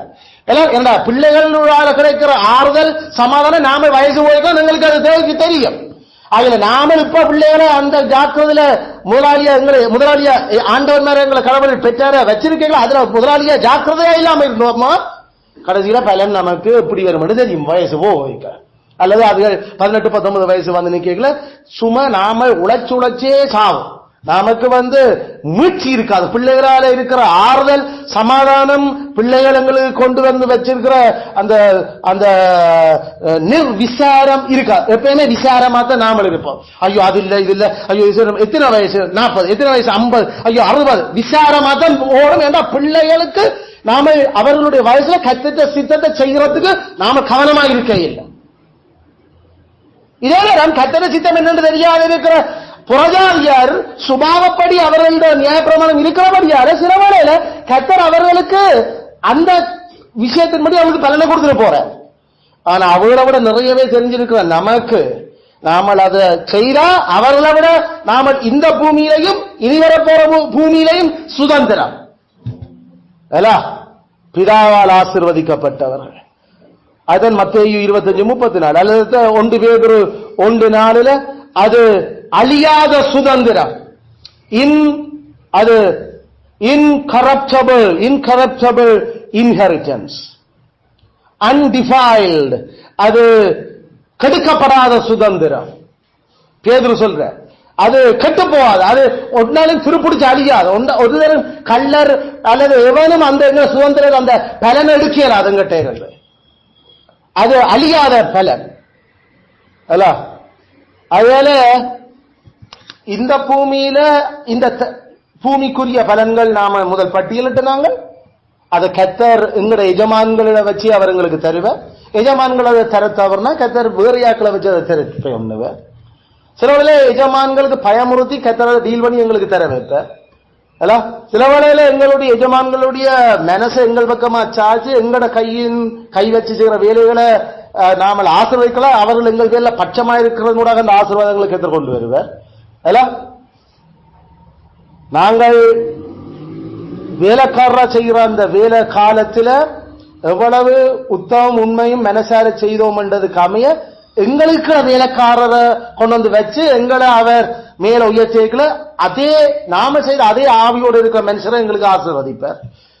அது இந்த பூமியில நித்தியமா பிதாவின் ராஜ்யம் அழியாத வாடாத மாசற்ற அந்த ராஜ்யம் இந்த பூமி தான். அது சுத்தமான பாவமே இல்லாத பூமி. கர்த்தர் அதுல சோம்பேறிகளுக்கு இடம் கொடுக்கிறது இல்ல, வேலை செய்யாதவனுக்கு அந்த பூமியில இடமும் இல்லை. வேலைக்காரராக இருந்து ஒழுங்கா வேலை செய்ய இந்த பூமியில செய்யறவனுக்கு தான் கர்த்தர் அந்த இடத்தை கொடுக்கிறார். சில வேளையில நாம எவ்வளவு காலம் வேலை செய்கிறோம், 20 வருஷம் 30 வருஷம் 40 வருஷம். சில வேளையில எங்களுக்கு அது கனகாலம் மாதிரி தோன்றிடக்கூடாது. என்ன நாம யாருக்காக வேலை செய்யறோம்? கிறிஸ்துவுக்காக வேலை செய்யறோம். எப்படி யோசேப்புக்கு எப்படி ஜாக்கோபுக்கு கிடைக்க போற பலனின் நிமித்தம் அவனுக்கு அந்த 14 வருஷமும் கொஞ்ச காலம் போற தோன்றினார். ஏன்னா கிடைக்க போற பலன் அவ்வளவு அவன் அதுல சரியான அதனுடைய அந்த பலனுடைய கனம் பலனுடைய அவனுக்கு அவ்வளவு இருப்பான். அதனால 14 வருஷம் அந்த வேலை பல துன்பங்கள் பல பாடுகள் பல விதமான ஏமாற்றங்கள். ஆனா அது கொஞ்ச காலம் தான் நமக்கு தெரிஞ்சது. நமக்கும்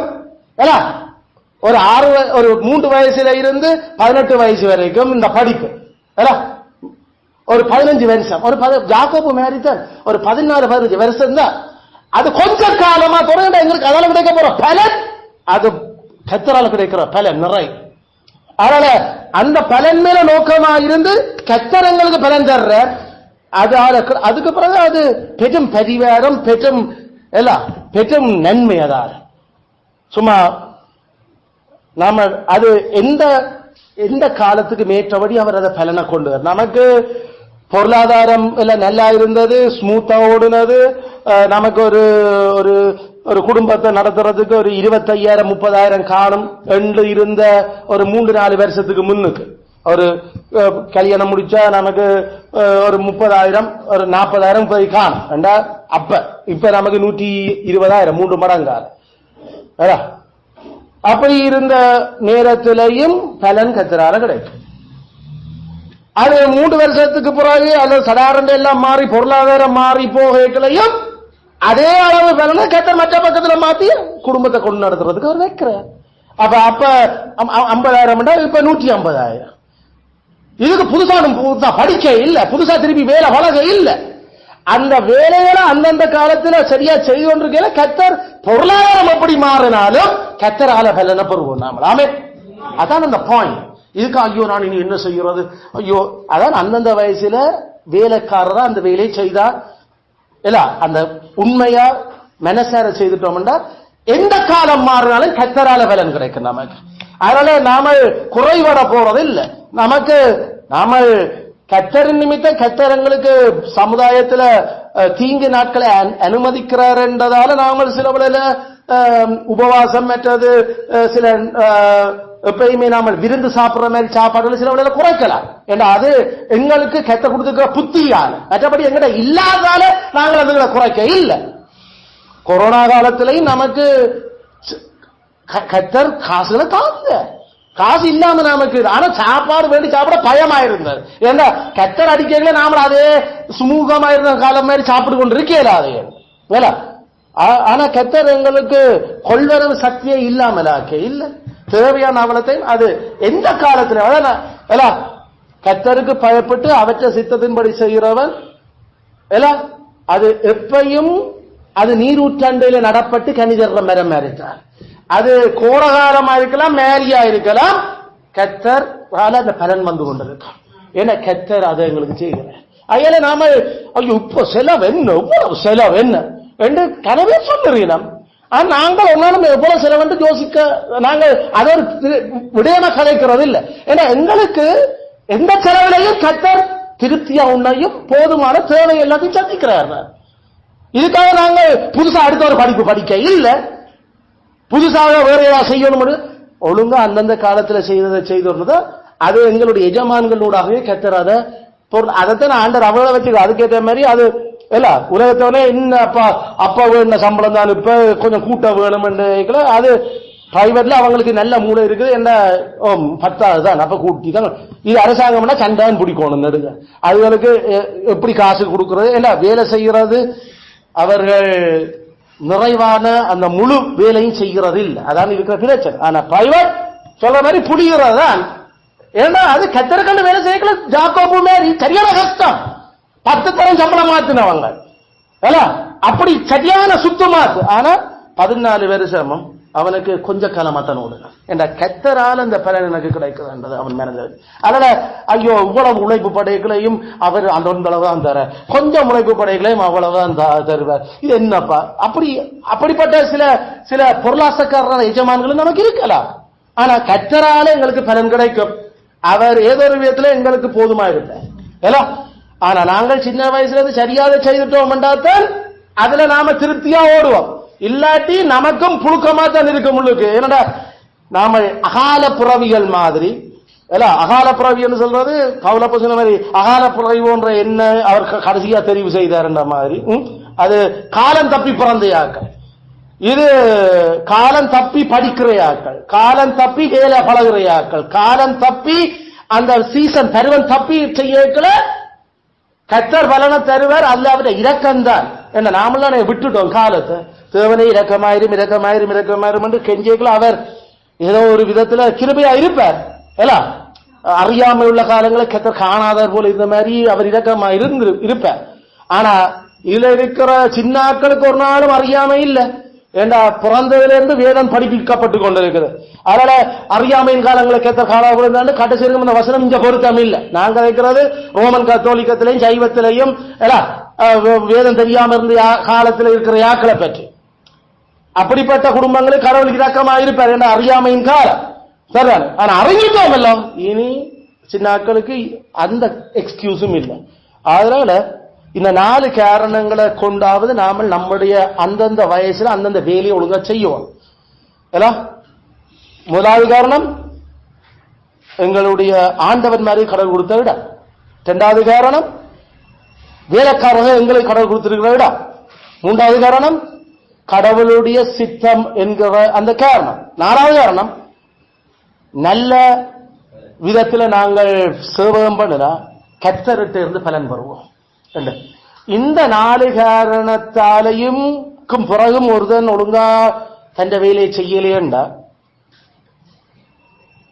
என்ன காரணத்தை நீ சொல்லி ஆக்களை தூண்டுறன்னு பைபிளுக்கும் தெரியல. அவ்வளவுதான் சொல்ல. அதன் போதருங்க இதுக்கு மிஞ்சியும் ஒருவன் தூண்டப்படையிலையோ தங்களோட வேலையில கவனமா மனசார செய்யணும். I don't know what can be sufficient to motivate. அவர்களை என்ன தூண்டும் என்றது எனக்கும் தெரியாது. ஏண்டா இவ்வளவுதான் கத்தக சித்தம் இருக்கிற அவ்வளவும் உரிச்சு பிரிச்சு எல்லாம் சொல்லியாச்சு. இதுக்கு பிறகு நாம தூண்டப்படையிலே நமக்கு வேற காரணமே தெரியாது. என்ன சொல்ல பரலோகம் போக மாட்டான்னு சொன்னாலும் தூண்டப்படையிலே அடே பரலோகம் கிடைக்கும் இந்த பூமியில நல்லா இருக்கும் அதுக்கும் தூண்டப்படையில. சரி நாம கத்தரித்த விருப்பத்தை தான் அவர்கள் எவ்வளவு விருப்பம் அதுவும் தூண்டையிலே. அது கத்தர் கொடுத்திருக்கிறான். கிறிஸ்து வானத்துக்கும் பூமிக்கும் ஆண்டர் கொடுத்திருக்கிற இடத்துல எஜமானிக்கிறான் பெற்றார் நிற்கிறான் அதுக்கும் அவனுக்கு பயம் வரையிலே. நாம கிறிஸ்துவனுடைய ஊழியக்காரன், நாம கிறிஸ்துவுக்கு ஊழியம் செய்கிறோம் என்று நினைச்சுக்கொண்டு வேலை செய்யணும். ஐயோ கிறிஸ்துவுக்கு அப்ப நான் நல்லா செய்வேன் அதுக்கு உனக்கு தூண்டப்படல. என்னத்துக்கு தூண்டப்படுவேன்? நரக எரிகிற அக்கினியும் கந்தகமும் தான் கடைசியில ஒண்ணு இல்லாமலாக்கும். கிறிஸ்து கிருபையாயிருந்து எங்களுக்குள்ள பிள்ளைகளுக்குள்ள உணர்வை கொடுத்து ஜபம் தேவை. ஜபம் சிக்ஷைகள் அடிகள் திருத்தங்கள் இதெல்லாம் தேவை. கத்தர் வச்சுக்கிற அந்த வழிமுறைகள் எல்லாத்தையும் தேவையான வளங்கள் எல்லாம் சரியான கண்காணிப்பு பிள்ளைகள்ல என்னதான் அந்த வயசுல அவங்க கெத்தட சித்தத்தை செய்வாங்க. விட்டு போட்டு நாம சரியான பிஸியா தெரிஞ்சு பிள்ளைகள் செய்யணும்னா கடைசி வரைக்கும் நடக்காது. அல்ல பிள்ளைகள் பலன் கொண்டு வரைக்கும் அது குருட்டு பலன் சொத்தி பலனா இருந்த வச்சு மொங்குன்னு மொங்கியும் ஒரு விரியோசனம் ஏண்டா அந்த பலன் கொண்டுக்கிறதுக்கு முன்னுக்கே அதை சரியாக கிண்டி தண்ணி ஊத்தி அது ஒழுங்கா வளருதான்னு பார்த்திருக்கவர். அப்ப அதுகளெல்லாம் கவனிக்க வேணும். பெற்றாராக எல்லாருக்கும் இது போறது அப்பா அம்மையார் இதுல சரியான கவனம், அம்மா அம்மையார் இன்னும் கவனம் என்ற வீட்டுல அவர்கள் பிள்ளைகளை வளர்க்கிறார். கிறிஸ்துதாமே வேலைக்காரராக இவ்வளவு இந்த கடமைகளை நாங்கள் நிறைவேற்றி அவருடைய பரமராஜ்யத்தை அடைய தொடர்ந்தும் கிறிஸ்துவாக எங்களை பலப்படுத்துவாராக. ஆமென், ஆமென்.